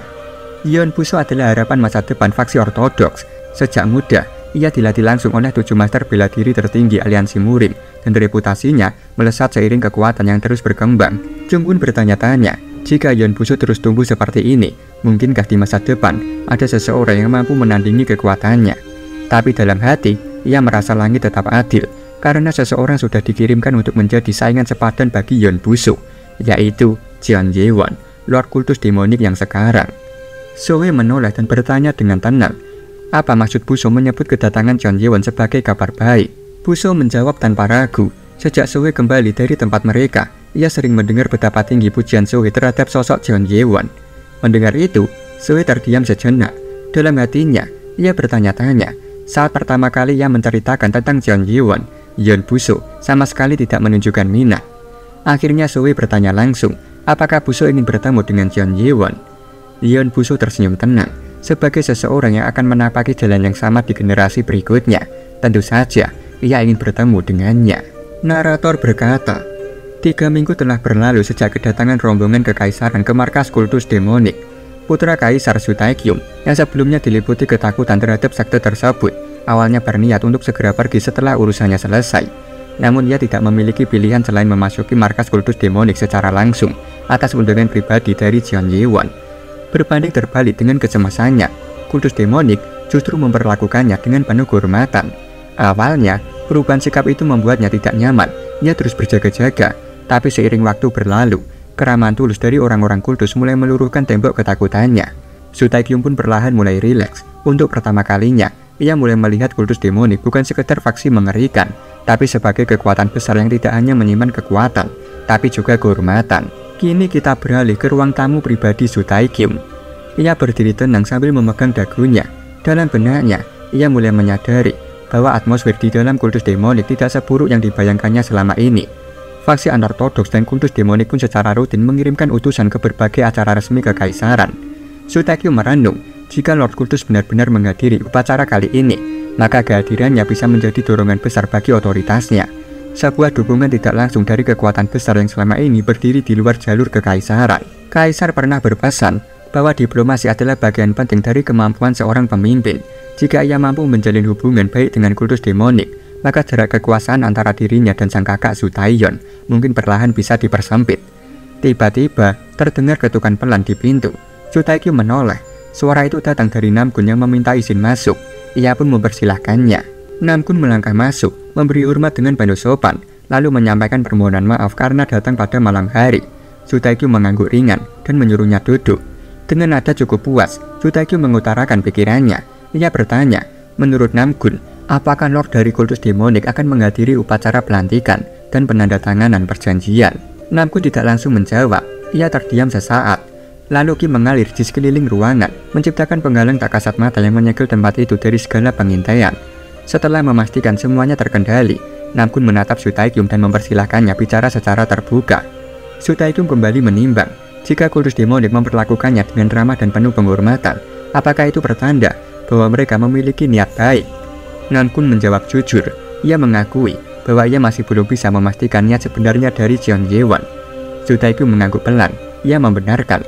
Baginya, menerima kepastian jauh lebih melegakan dibanding menggantungkan harapan pada spekulasi. Sementara itu, dari balik kegelapan balkon atap, sesosok bayangan mengamati. Wan Yi. Ia tak bergeming, matanya tajam seperti elang, mengamati seluruh percakapan dari tempat tersembunyi. Ia menunggu, diam dalam gelap, seolah menjadi bagian dari malam itu sendiri. Kini kita beralih ke ruang perawatan, tempat Nenek Gam dan para tabib lainnya sibuk menjalankan tugas mereka. Terlihat demonik doktor, Bai Jungwu, turut berada di dalam, memperhatikan proses pengobatan dengan seksama. Di tengah ruangan, Nenek Gam dengan telaten dan penuh kehati-hatian merawat tubuh Jian Yujung yang masih terbaring dan tak sadarkan diri. Bai Jungwu berdiri tak jauh, matanya tajam memperhatikan setiap gerakan. Dalam benaknya, ia bergumam, sudah hampir 1 jam Nenek Gam melakukan akupuntur tanpa henti, namun tangan dan otot-ototnya tetap stabil, seolah tak terpengaruh oleh waktu. Menurutnya, julukan dokter terbaik di Jianghu bukanlah sekedar gelar kosong. Kemampuan medisnya jauh melampaui para tabib biasa, dan yang paling mencolok adalah kontrol otot serta ketahanan fisiknya. Bai Jungwu terkekeh pelan. Dalam hati ia merasa dirinya juga harus memperkuat ketahanan tubuh jika ingin menyamai standar itu. Nenek Gam akhirnya memanggil Bai Jungwu. Tubuhnya tampak sedikit letih. Ia menyerahkan sesuatu kepadanya sambil mengatakan bahwa 2 jam lagi seluruh jarum akupuntur harus dicabut. Ia meminta bantuan Bai Jungwu untuk melakukannya karena dirinya butuh istirahat setelah berdiri terlalu lama. Dengan senang hati, Bai Jungwu menerima permintaan itu dan menjanjikan akan menjalankannya dengan baik. Dari balik pintu ruangan, Nenek Gam melihat sosok Jian Yewon berdiri bersama para guardian, menunggu di luar dengan ekspresi cemas namun tenang. Begitu Nenek Gam melangkah keluar, Yewon langsung bertanya tentang kondisi ayahnya. Nenek Gam menjawab bahwa esensi inti Ki Jian Yujung memang mengalami kerusakan serius, namun fase kritisnya telah berhasil dilewati. Hal terpenting saat ini adalah memantau kondisinya dengan ketat. Jika semuanya berjalan lancar, kemungkinan Jian Yujung akan siuman dalam 2 minggu. Senyum merekah di wajah Jian Yewon dan para guardian. Rasa lega terpancar dari sorot mata mereka. Dalam hati, Yewon bergumam bahwa meski teknologi pemindahan seperti MRI dan data medis dari masa depan sangat luar biasa, nyatanya itu belum cukup untuk menyembuhkan luka dalam yang ditinggalkan oleh teknik bela diri tingkat tinggi. Luka semacam itu hanya bisa ditangani oleh tangan yang ahli dan berpengalaman. Yewon memuji kehebatan Nenek Gam dan memintanya untuk beristirahat. Nenek Gam menunduk hormat, lalu meninggalkan ruang perawatan. Beberapa saat setelah kepergiannya, Wan Yi datang menghadap. Yewon menatapnya dan langsung menanyakan informasi terbaru. Wan Yi, tanpa basa-basi, menyampaikan bahwa dirinya telah menemukan sesuatu yang berharga. Mendengar itu, senyum tipis muncul di wajah Jian Yewon. Tatapannya menajam. Ia tahu, sudah waktunya mengambil langkah berikutnya. Keesokan harinya, di depan gerbang timur kultus demonik, pasukan kekaisaran tampak telah bersiap meninggalkan tempat itu. Barisan kuda dan kereta kuda berdiri tegak dalam formasi rapi. Di antara mereka, terlihat Jian Yewon berdiri di sisi Zhu Taiyu, mengantar sang pangeran hingga ke pintu gerbang. Zhu Taiyu tersenyum ramah. Ia menyampaikan rasa terima kasih atas pelayanan dan keramahan yang ia terima selama berada di kediaman kultus demonik.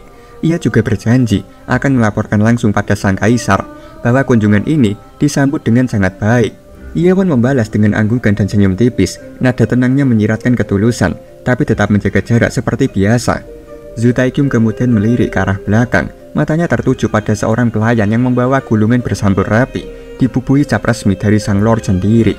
Melihat gulungan itu, pikirannya melayang pada pertemuan kemarin. Suasana yang terasa positif membuat secerca harapan tumbuh dalam hatinya. Mungkin saja keputusan Yewon akan berpihak padanya. Setelah diam sejenak, Su Taekyum berdiam pelan lalu bertanya, apakah Jeon Yewon sudah membuat keputusan? Yewon menjawab dengan tenang, menyampaikan bahwa ia tidak akan datang secara langsung ke pelantikan, namun akan mengirim utusan mewakili kultus demonik. Su Taekyum terdiam, sorot matanya membeku sejenak. Ekspresi wajahnya sulit menyembunyikan keterkejutannya. Keheningan membungkus tubuhnya meski ia tetap berusaha menjaga wibawa. Kereta kuda kekaisaran akhirnya mulai bergerak. Roda-roda besi menggilas kerikil di jalan berbatu. Barisan pasukan mengikuti di belakangnya. Di depan gerbang, para guardian berdiri tegap, menatap kepergian mereka dalam diam. Tak satu pun dari mereka mengucapkan sepatah kata. Namkun menoleh ke arah kereta yang berada di dekatnya, seakan ingin menembus ruangan tertutup itu. Dalam benaknya, ia bergumam. Mereka pergi tanpa mendapatkan apa yang diharapkan, dan melihat punggung sang pangeran yang tak pernah sekalipun menoleh ke belakang. Baginya, itu adalah pertanda jelas dari kekecewaan. Di dalam kereta, Su Taekyum duduk membisu, kepalanya bersandar pada tangan yang menopang kepalanya. Tatapannya kosong, tertuju pada gulungan dari kultus demonik yang tergeletak di atas meja kecil di depannya. Ia menatapnya sejenak, lalu melempar gulungan itu dengan penuh amarah. Gulungan itu jatuh terguling di lantai. Wajah Su Taekyum memerah menahan emosi. Ia menggerutu merasa dilecehkan. Menurutnya, jika sang kaisar yang memanggil, seharusnya Jeon Yewon datang langsung ke istana, bahkan jika perlu dengan merangkak. Tiba-tiba, sebuah suara menembus pikirannya, bukan dari luar, tapi dari dalam kepalanya sendiri. Datar, dingin, dan tak terbantahkan. Jadi itu yang kau pikirkan tentangku, Pangeran Su Taekyum. Sosok Jeon Yewon muncul di hadapan Su Taekyum, begitu dekat, begitu sunyi, bagaikan bayangan hantu yang tak berjejak. Mata Yewon menyala tajam dalam remang kereta, menembus kegelapan dengan aura menekan yang membuat udara terasa membeku. Su Taekyum tersentak panik, nafasnya tercekat, tubuhnya kaku.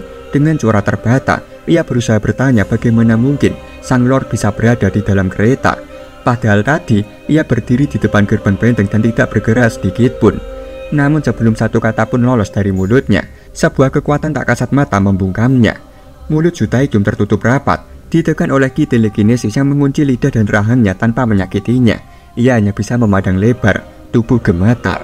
Su Taekyum segera menyadari, kereta ini telah disegel sepenuhnya oleh aura ki Jeon Yewon. Energinya membungkus seluruh interior seperti penjara tak terlihat. Dalam hatinya, Su Taekyum bergumam putus asa. Ia tak paham bagaimana aura yang jelas-jelas berdiri jauh di luar gerbang bisa tiba-tiba muncul di hadapannya, seolah melompati ruang dan waktu. Yewon mendekat, wajahnya condong ke depan. Suara tenangnya terdengar pelan namun menggigit, seolah membelai langsung ke dalam batin. Sepertinya, aku telah membuatmu kesal ya. Su Taekyum dengan cepat menggeleng panik. Ia tak berani menatap langsung wajah sang lord terlalu lama. Ketakutan begitu kuat mencengkram pikirannya. Yewon melanjutkan, menyebut bahwa Su Taekyum telah menguasai seni bela diri, yang berarti seharusnya bisa menggunakan telepati. Su Taekyum buru-buru mengangguk, membenarkan dengan gerakan kepala cepat, seolah satu gerakan saja bisa berakibat fatal. Setelah itu, Yewon perlahan menarik kembali ki yang membungkam mulut Su Taekyum. Su Taekyum menarik nafas panjang, dadanya naik turun dengan nafas terengah. Ia menggertakkan giginya, wajahnya penuh kepanikan. Dalam hati, ia bergumam, bahkan jika ia berteriak sekarang pun tak akan ada gunanya. Pria di depannya bukan manusia biasa. Dia adalah monster yang bisa melenyapkan seluruh pasukan kekaisaran seorang diri jika ia menginginkannya. Su Taekyum akhirnya memberanikan diri bertanya, kapan Yewon masuk ke dalam kereta? Yewon menjawab dengan tenang, mengatakan bahwa ia masuk belum lama. Su Taekyum membeku mendengar jawaban itu. Ia menyadari sesuatu. Mungkin Yewon menyusup ke dalam kereta pada saat perhatian teralihkan. Mungkin saat dirinya sedang membuka pintu kereta. Namun tetap saja tak ada seorang pun yang menyadarinya. Dengan semua mata tertuju padanya saat itu, bagaimana mungkin tidak ada satupun dari prajurit melihat keberadaan Yewon? Kesimpulannya satu, kekuatan pria ini tidak mengenal batas, dan yang lebih menakutkan, dia mampu menyusup tanpa suara di tengah kerumunan. Sementara itu, di gerbang timur, sosok Jeon Yewon masih berdiri tegak, menghadap ke arah jalan yang telah dilalui pasukan kekaisaran. Namun jika dilihat lebih dekat, ada sesuatu yang janggal. Itu bukan Jeon Yewon. Di balik topeng tipis yang menutupi wajahnya, Wan Yi berdiri dengan tenang mengenakan wajah palsu Sang Lord. Ia menatap kejauhan, tak bergerak sedikit pun. Dalam hatinya, ia bergumam pelan, bertanya-tanya, apakah Sang Lord baik-baik saja di dalam sana? Kita kembali ke dalam kereta. Zhu Taikyu menanyakan alasan kenapa Ye-Wan naik ke dalam kereta. Ye-Wan menjawab dengan nada datar bahwa ia hanya ingin menemani sang pangeran sampai ke istana kekaisaran. Mendengar itu, Zhu Taikyu langsung menegang, raut wajahnya memucat sesaat. Ia mencoba mengklarifikasi dengan hati-hati apakah Ye-Wan marah karena perkataan buruknya tadi. Ia meminta agar Sang Lord tidak tersinggung. Zhu Taikyu menjelaskan bahwa saat itu ia hanya sedang kesal karena Jeon Ye-Wan tak bersedia menghadiri pertemuan, dan kini ia terancam terkena murka dari sang kaisar. Ye-Wan menanggapinya dengan tenang.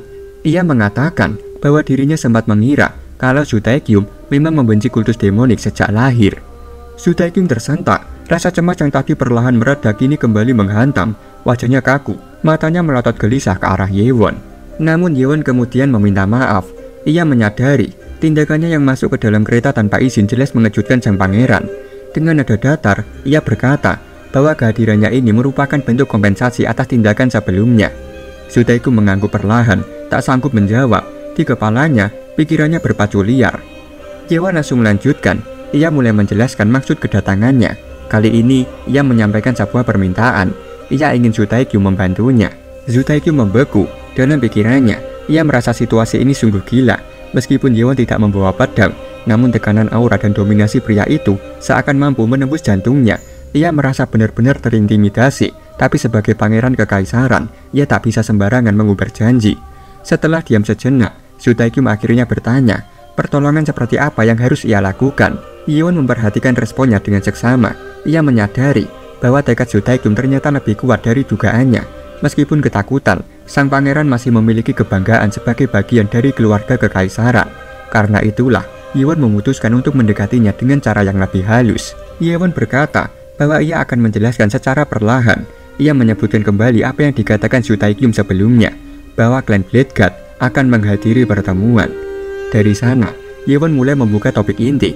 Ia mengungkapkan bahwa salah satu orang kepercayaan sang pangeran, yaitu Yokyung, yang sebelumnya menyamar sebagai Zhu Taikyu, ternyata adalah mata-mata dari klan Blade God Six Martial. Narator menjelaskan bahwa Jeon Ye-Wan mulai menjabarkan secara ringkas tentang kemunculan klan Blade God di Jianghu. Ia menyampaikan bahwa organisasi itu telah menyusupkan mata-mata ke dalam berbagai faksi besar, termasuk ke dalam struktur internal kekaisaran. Ye-Wan juga menjelaskan tentang teknik sadis yang digunakan klan tersebut, menanamkan makhluk parasit pada setiap mata-mata mereka. Fungsi dari makhluk itu jelas mencegah kebocoran informasi. Bila seorang mata-mata tertangkap atau hendak membocorkan rahasia, makhluk itu akan aktif dan membunuh mereka seketika dari dalam tubuh. Zhu Taikyu membeku di tempat. Wajahnya memucat setelah mendengar seluruh penjelasan dari Jeon Ye-Wan. Ia merasa penjelasan itu terdengar tidak masuk akal, terutama tentang makhluk parasit yang ditanam di dalam kepala seseorang hanya demi mencegah kebocoran informasi.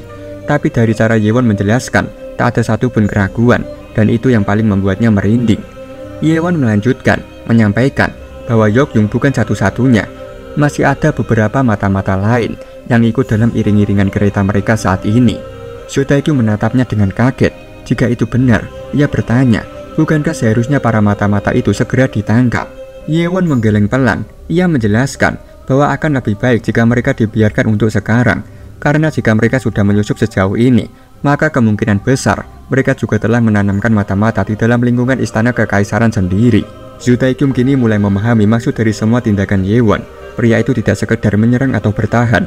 Ia ingin memancing para mata-mata keluar satu persatu, dan kemudian membasmi mereka secara tuntas. Namun di sisi lain, dalam pikirannya, Zhu Taikyu sadar, meskipun kini ia tahu siapa musuh sebenarnya, justru sosok yang paling berbahaya di seluruh situasi ini adalah pria yang berdiri tepat di hadapannya. Ia bertanya dalam hati, apakah benar-benar bijak membawa orang seperti Jeon Ye-Wan masuk ke dalam istana kekaisaran. Ye-Wan tersenyum tipis, matanya menatap tenang dan menusuk. Ia bertanya, apakah Zhu Taikyu tidak ingin memastikan posisinya sebagai putra mahkota dan menjadi penerus tahta kekaisaran. Zhu Taikyu tersentak, dadanya sesaat-sesaat. Ia terdiam penuh tanda tanya. Bagaimana pria ini bisa tahu tentang percakapannya semalam dengan Namgun? Padahal ruangan itu sudah disegel dengan key khusus. Melihat kepanikan yang mulai tampak, Ye-Wan menenangkan dengan nada ringan. Ia mengatakan agar Su Taekyum tidak perlu khawatir. Jika ia berhasil menangkap para mata-mata yang telah menyusup ke istana, maka ia akan menyerahkannya secara pribadi pada Su Taekyum. Su Taekyum ingin memastikan ulang. Ia bertanya, apakah benar Cheon Yewon akan melakukan itu? Yewon menjawab bahwa tujuannya yang sebenarnya adalah membasmi klan Bloodgood hingga ke akar, bukan mencari pengakuan dari kaisar, apalagi mencampuri urusan politik kekaisaran. Su Taekyum terdiam merenung. Jika semua yang dikatakan Yewon memang benar, dan jika ia berhasil membongkar keberadaan mata-mata di dalam istana, maka itu akan menjadi prestasi yang luar biasa, jauh lebih besar dari pencapaian kakaknya saat ini, dan itu bisa membawanya selangkah lebih dekat menuju tahta. Namun waktu yang tersisa tak banyak. Festival Dragon Boat akan dimulai dalam waktu 1 bulan. Ia harus memikirkan langkah selanjutnya dengan sangat hati-hati. Setelah berpikir sejenak, Su Taekyum menatap Yewon dan bertanya, apa yang akan dilakukan pria itu jika ia menolak tawaran ini? Yewon hanya menyeringai. Wajahnya datar, tapi ancamannya terasa dingin menusuk. Ia mengatakan bahwa Su Taekyum pasti bisa membayangkannya sendiri. Su Taekyum langsung membeku di kursinya. Tubuhnya kaku, nafasnya tertahan, dan satu-satunya yang bisa ia lakukan hanyalah menelan ludah dengan susah payah. Dalam benaknya, ia bergumam penuh kegelisahan. Jika ia menolak tawaran Cheon Yewon, maka pria itu pasti akan tetap melakukan apa yang ia inginkan. Setelah berpikir cepat, Su Taekyum memilih untuk menganggap ini sebagai sebuah kerjasama yang bisa menguntungkannya. Setidaknya, ia tidak dirugikan secara langsung, bahkan mungkin justru akan diuntungkan. Melihat sang pangeran tak memberikan penolakan, Yewon mengangguk ringan. Ia menilai sikap diam itu sebagai bentuk persetujuan. Dengan nada tenang, Yewon menyampaikan bahwa ia memohon kerjasama Su Taekyum hingga mereka tiba di istana. Di sisi lain, dalam hati Su Taekyum justru menjerit panik. Itu berarti kami hanya berduaan di dalam kereta. Beberapa hari telah berlalu. Sore hari di ibu kota kekaisaran Great Ming, Kaifeng. Langit diliputi cahaya jingga kemerahan yang menyelimuti atap-atap bangunan. Suasana berubah dengan cepat dari tekanan tinggi dalam kereta menuju hiruk-pikuk jantung kekaisaran. Narator menjelaskan, Kaifeng terletak di timur laut Provinsi Henan, adalah kota terbesar di daratan tengah Tiongkok. Dihuni oleh lebih dari 500.000 jiwa. Struktur luar kota ini sangat luas, bahkan 10 kali lipat ukuran benteng utama kultus demonik. Dibutuhkan waktu sekitar 2 jam perjalanan dengan kereta kuda untuk mencapai pusat kota dari gerbang terluarnya. Kini fokus tertuju pada gerbang selatan Istana Yongjing, jantung kota Kaifeng. Rombongan pasukan kekaisaran yang mengawal Su Taekyum telah memasuki area dalam istana. Derap kuda melambat, dan suara cambuk pelan dari kusir menjadi isyarat berhenti. Kereta berhenti di halaman utama, dan dari dalamnya, Su Taekyum melangkah keluar. Wajahnya tampak letih, tubuhnya sedikit membungkuk menahan beban fisik dan mental yang menumpuk selama perjalanan. Dalam benaknya, ia bergumam, perjalanan dari Provinsi Hubei terasa seperti siksa neraka yang begitu lama. Ia merasa lega setelah tiba di istana, namun perjalanannya bukanlah hal yang mudah dilupakan. Beberapa hari terakhir telah menguras pikirannya, terutama karena harus berbagi kereta dengan seseorang seperti Cheon Yewon, yang tidak mengeluarkan satu patah kata pun selama berhari-hari. Su Taekyum benar-benar tidak habis pikir, bagaimana seseorang bisa diam begitu lama, bahkan ketika makanan disajikan dan mereka berada di tempat yang sama selama berjam-jam. Baginya, itu adalah siksaan psikologis yang tak tertahankan. Namun satu hal yang cukup melegakan, sejak memasuki wilayah Provinsi Hubei, Yewon telah mengenakan topeng milik seorang prajurit kekaisaran bernama Lihan. Meski hanya penyamaran, keberadaan topeng itu sedikit meredakan tekanan di hati Su Taekyum. Ia bertanya-tanya dalam hati. Lihan yang asli saat ini berada di utara Provinsi Hunan, di cabang kultus demonik. Bagaimana mungkin Cheon Yewon menyiapkan topeng dan identitas palsu itu hanya dalam hitungan hari? Bahkan Namgun, komandan pasukan pengawal kekaisaran, tak menyadari penyusupan tersebut. Setelah sang pangeran turun dari kereta, Namgun segera memberikan perintah. 10 prajurit ditugaskan untuk mengawal pangeran hingga ke dalam, sementara sisanya diminta kembali ke pos masing-masing. Su Taekyum melirik ke belakang. Ia bergumam dalam hati bahwa Namgun memang tahu bagaimana bergerak tanpa perlu diperintah. Dengan begitu, tak perlu lagi memanggil Cheon Yewon secara langsung. Semua berjalan sebagaimana seharusnya. Sementara itu, langkah Cheon Yewon perlahan menyusuri halaman. Pandangannya tertuju pada sebuah bangunan besar dan megah, Kastil Yongjing, kediaman kaisar kekaisaran Great Ming. Ia sempat terpaku beberapa saat. Bentuknya menjulang, dinding-dindingnya begitu kokoh, dan atapnya berwarna indah. Dalam benaknya, Yewon mengakui bahwa struktur ini memang pantas disebut istana kekaisaran. Dibandingkan dengan benteng utama kultus demonik, tempat ini seperti alam lain yang dipahat oleh kekuasaan tertinggi. Namun sebelum mereka dapat melangkah lebih jauh, langkah Namgun terhenti. Ia menghela nafas panjang, lalu mengangkat tangannya memberi isyarat. Di hadapannya, dari sisi kanan dan kiri, beberapa sosok berjubah panjang muncul dengan langkah ringan dan suara sepatu yang nyaris tak terdengar. Wajah mereka pucat dan tatapan mereka kosong tapi tajam. Mereka adalah para Qasim Kekaisaran. Narator menjelaskan, Qasim adalah pelayan istana yang dikebiri sebagai bentuk pengabdian dan kesetiaan mutlak kepada kaisar. Namun di Kekaisaran Great Ming, para Qasim bukan sekedar pelayan biasa.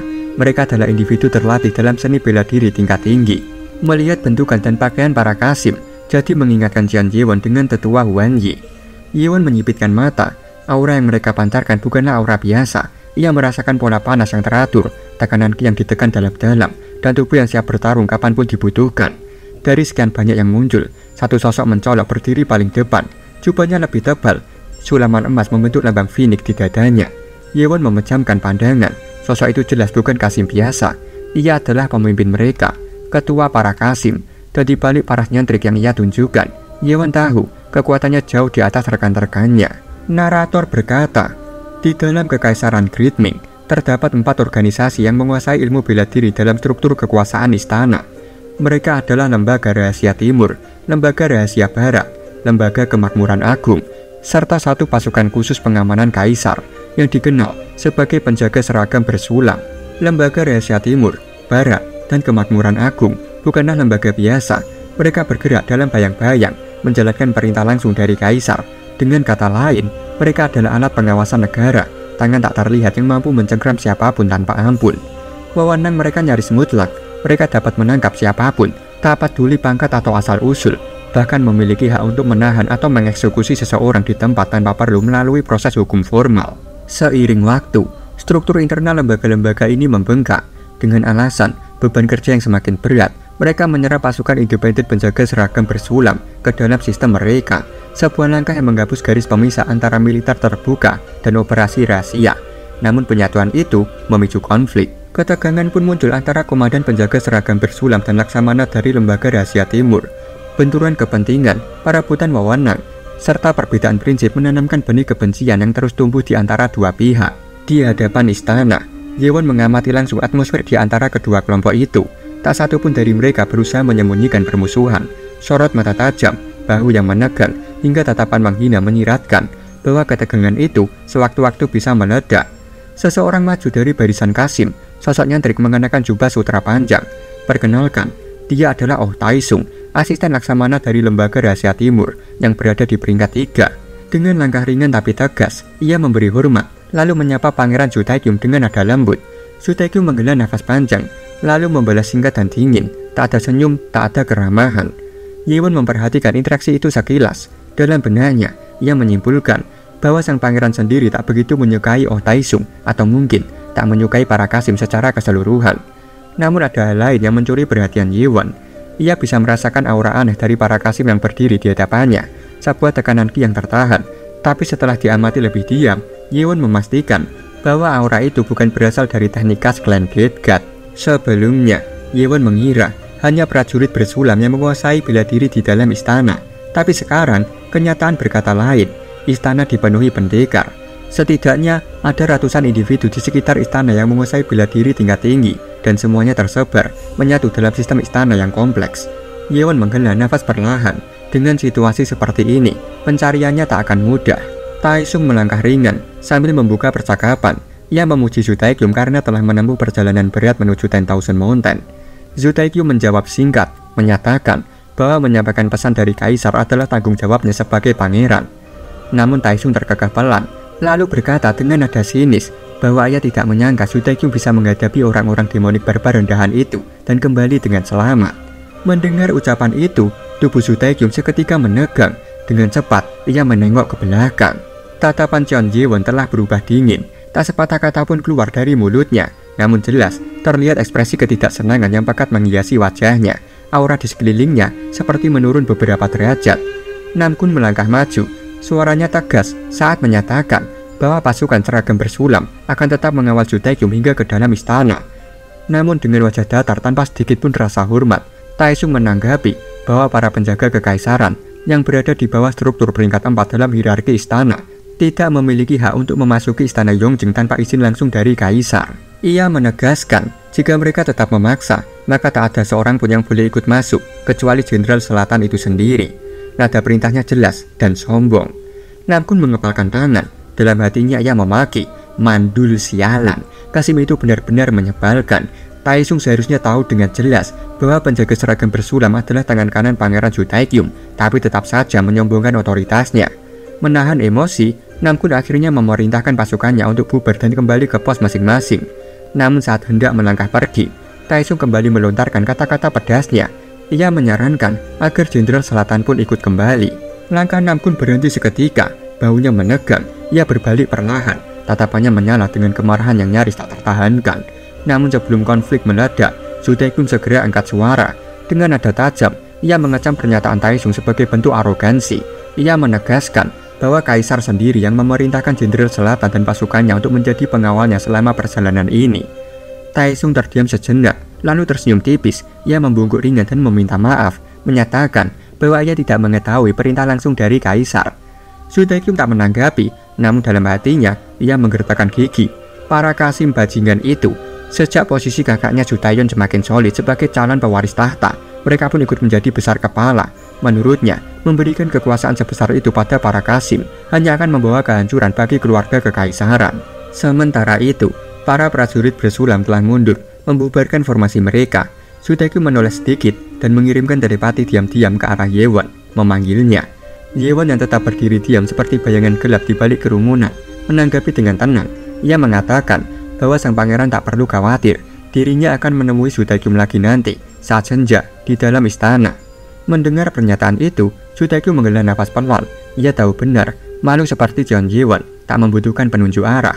Dia adalah monster yang pasti akan menemukan jalannya sendiri. Kini sorotan tertuju pada pasukan seragam bersulam yang tengah berjalan kembali ke barak.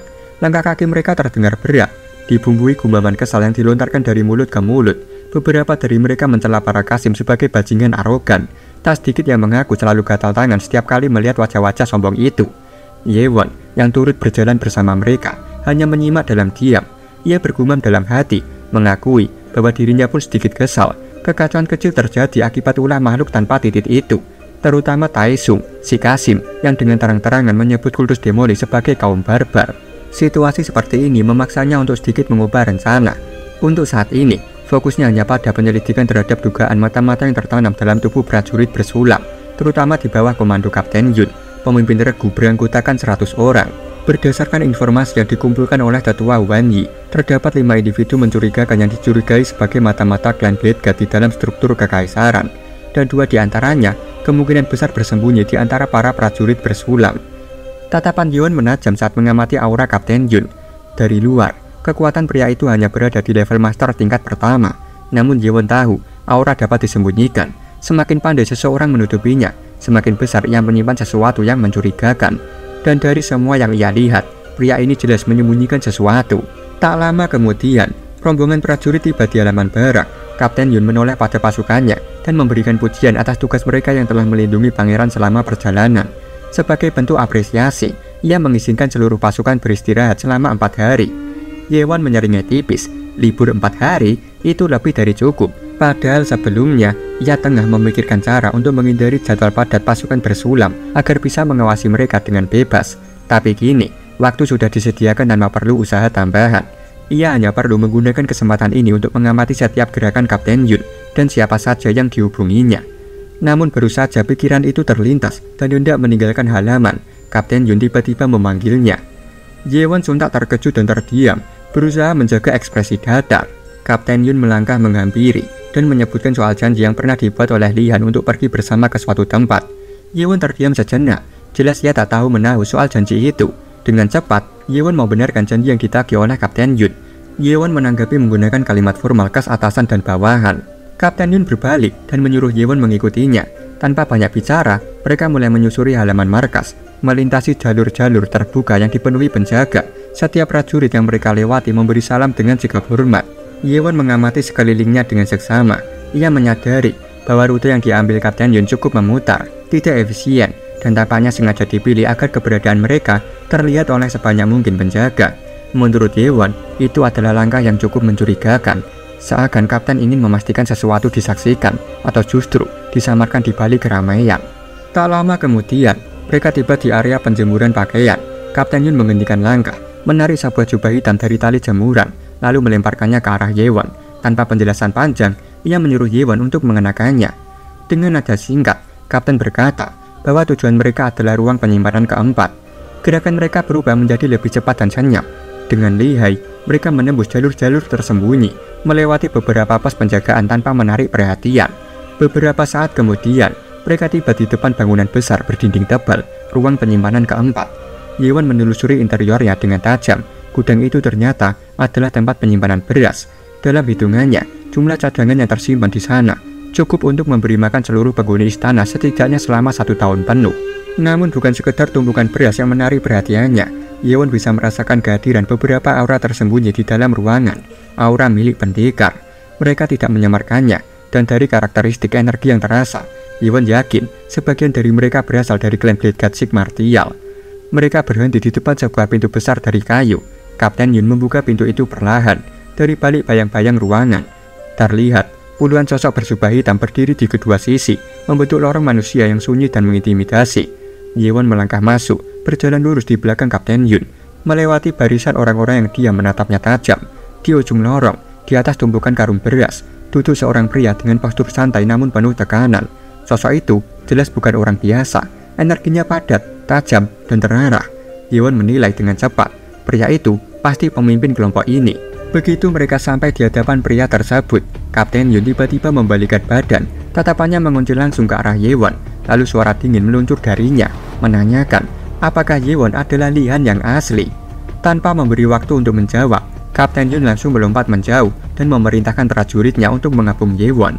Dalam sekejap, belasan pria berjubah hitam melesat dari segala arah, mengepung Yewon dengan formasi rapat. Jalan keluar telah ditutup sepenuhnya, seperti jaring laba-laba yang menjerat buruannya. Kapten Yun berseru kepada pria di atas karung beras, melaporkan bahwa orang yang bersamanya adalah mata-mata. Meskipun dengan wajah panik, Yewon tetap tenang. Ia berpura-pura tak tahu menahu tentang tuduhan itu. Ia berkata tidak mengerti maksud dari semua ini. Namun Kapten Yun membentaknya. Nada suaranya penuh penekanan. Ia menyatakan bahwa Lian tak pernah berbicara dengan nada formal seperti itu, terutama saat mereka berdua sedang sendiri. Mereka adalah saudara sesumpah, dan hal itu tidak mungkin salah dikenali. Ditambah lagi, Lian yang asli pasti curiga jika diajak melalui rute memutar tadi. Tatapan Kapten Yun semakin tajam. Pertanyaannya dilontarkan tanpa jeda. Siapa sebenarnya pria yang berada di balik wajah Lihan? Yewon hanya diam, tak ada jawaban, tak ada ekspresi. Sosok pria di atas karung beras akhirnya bersuara. Ia menoleh sedikit ke arah Kapten Yun dan bertanya, apakah ia benar-benar yakin bahwa pria di hadapannya adalah penyusup? Kapten Yun mengangguk. Jawabannya mantap, tanpa sedikit pun keraguan. Sang pemimpin yang berada di balik jubah menyeringai lebar. Tatapannya dingin, nadanya mengejek saat menyatakan bahwa Jian Yewon adalah pria bodoh yang telah masuk ke sarang singa. Mendengar pernyataan angkuh itu, Yewon hanya menanggapinya dengan ekspresi datar. Dalam benaknya, ia bergumam bahwa tempat ini bukanlah sarang singa, lebih tepat disebut sebagai sarang tikus. Dengan suara lantang, si pemimpin segera memerintahkan pasukannya untuk menangkap Jian Yewon dan memaksanya berlutut. Sorakan langsung disambut dengan senyuman mengejek dari para prajurit. Dalam benak mereka, aura pria itu tampak lemah, sama sekali tidak mengintimidasi. Mereka menganggap Yewon hanyalah orang bodoh yang tersesat ke tempat yang salah. Langkah-langkah cepat mulai mengepungnya dari segala arah. Beberapa prajurit sudah berada hanya beberapa meter di belakang punggung Yewon ketika tiba-tiba ia mengangkat tangannya, bersiap menyentil udara. Suara kecil itu terdengar begitu ringan, namun efeknya seketika merontokkan segala keyakinan mereka. Tubuh-tubuh para prajurit itu langsung terhempas mundur seolah diterjang angin badai, menghantam dinding dengan keras. Kekacauan seketika menyelimuti ruangan. Para prajurit lainnya terdiam dalam kebingungan. Mereka menyaksikan bagaimana rekan-rekan mereka tersungkur tanpa sempat menyentuh target. Tidak masuk akal. Bagaimana mungkin seseorang bisa menjatuhkan banyak orang hanya dengan menjentikan jari? Ketakutan perlahan merayap di wajah mereka. Pertanyaan pun muncul satu persatu. Siapa sebenarnya pria ini? Dari mana asalnya? Tangan kanan sang pemimpin yang dikenal sebagai petarung terkuat di antara mereka mulai bergerak. Tanpa banyak bicara, ia mencabut pedangnya yang lentur seperti cambuk. Tatapannya tajam, penuh waspada. Baginya, Yewon bukan lagi orang biasa, dan kini ia sendiri yang akan turun tangan. Dari kejauhan, Kapten Yun tahu ini akan menjadi pertarungan yang menarik. Dalam sekejap, pria itu melesat cepat, pedangnya meliuk di udara seperti ular pemangsa. Tebasannya begitu presisi, seolah hendak membelah Yewon menjadi dua bagian. Namun, yang terbelah hanyalah bayangan.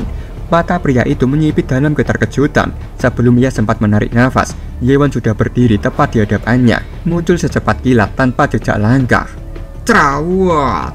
Dengan satu gerakan tak masuk akal, Yewon menarik tangan pria itu seperti melepas sambungan mainan. Gerakannya halus, tapi menyakitkan secara absolut. Kau menggenggam pedang yang menarik, ucap Yewon dingin, nyaris tanpa emosi. Kepanikan langsung meledak di antara barisan lawan. Sang pemimpin yang menyaksikan bawahannya dikalahkan dengan mudah, dan segera berseru keras memerintahkan seluruh pasukan untuk menyerang secara serentak. Dari segala penjuru, para prajurit berdatangan, mengepung Yewon dengan pedang-pedang lentur mereka.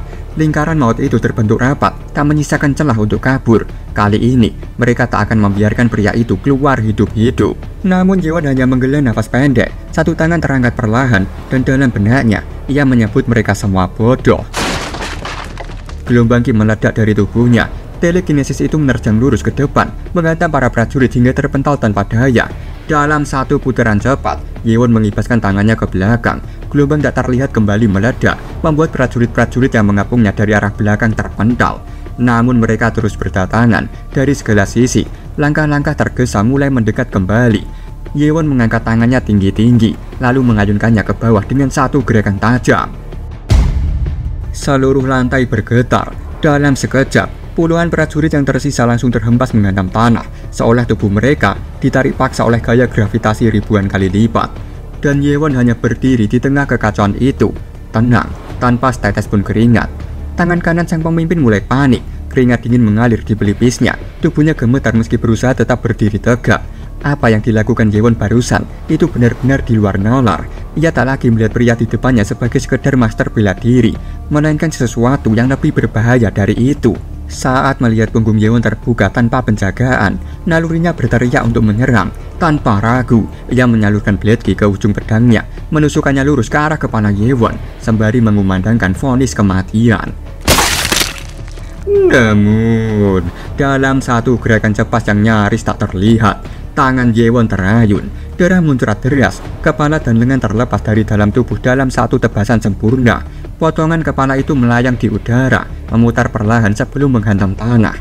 Di kejauhan, sang pemimpin dan Kapten Yun terpaku. Kedua mata mereka membelalak, tak percaya dengan apa yang baru saja mereka saksikan.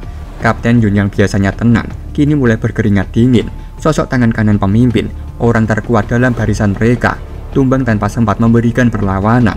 Lebih dari itu, Yewon melakukannya tanpa rasa ragu, tanpa segan, tanpa ampun. Yewon perlahan mengangkat tangannya, menunjuk lurus ke arah sang pemimpin. Tatapannya tajam seperti pisau, penuh tekanan tak terlihat. Tanpa suara, ia memerintahkan orang itu untuk mendekat. Serawak! Dalam sekejap, tubuh sang pemimpin terseret ke udara, lehernya terjepit di tangan Yewon. Kedua kakinya menendang-nendang kosong, tubuhnya tergantung tanpa daya, nafasnya tercekat. Dengan sorot mata dingin, Yewon bertanya dengan suara rendah namun menghentak, tentang apa sebenarnya tujuan kelompok mereka. Tangan kirinya bergerak perlahan, ia menarik tudung yang menutupi wajah lawannya. Tudung itu jatuh, dan terungkaplah kenyataan mengejutkan. Yang berdiri di hadapannya ternyata seorang Qasim. Kita sebut saja dia Asriel. Yewon menatapnya dalam-dalam.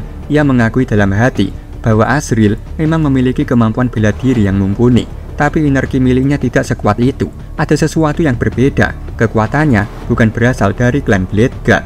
Yewon pun melontarkan pertanyaan, apakah Asriel adalah mata-mata dari klan Blade God?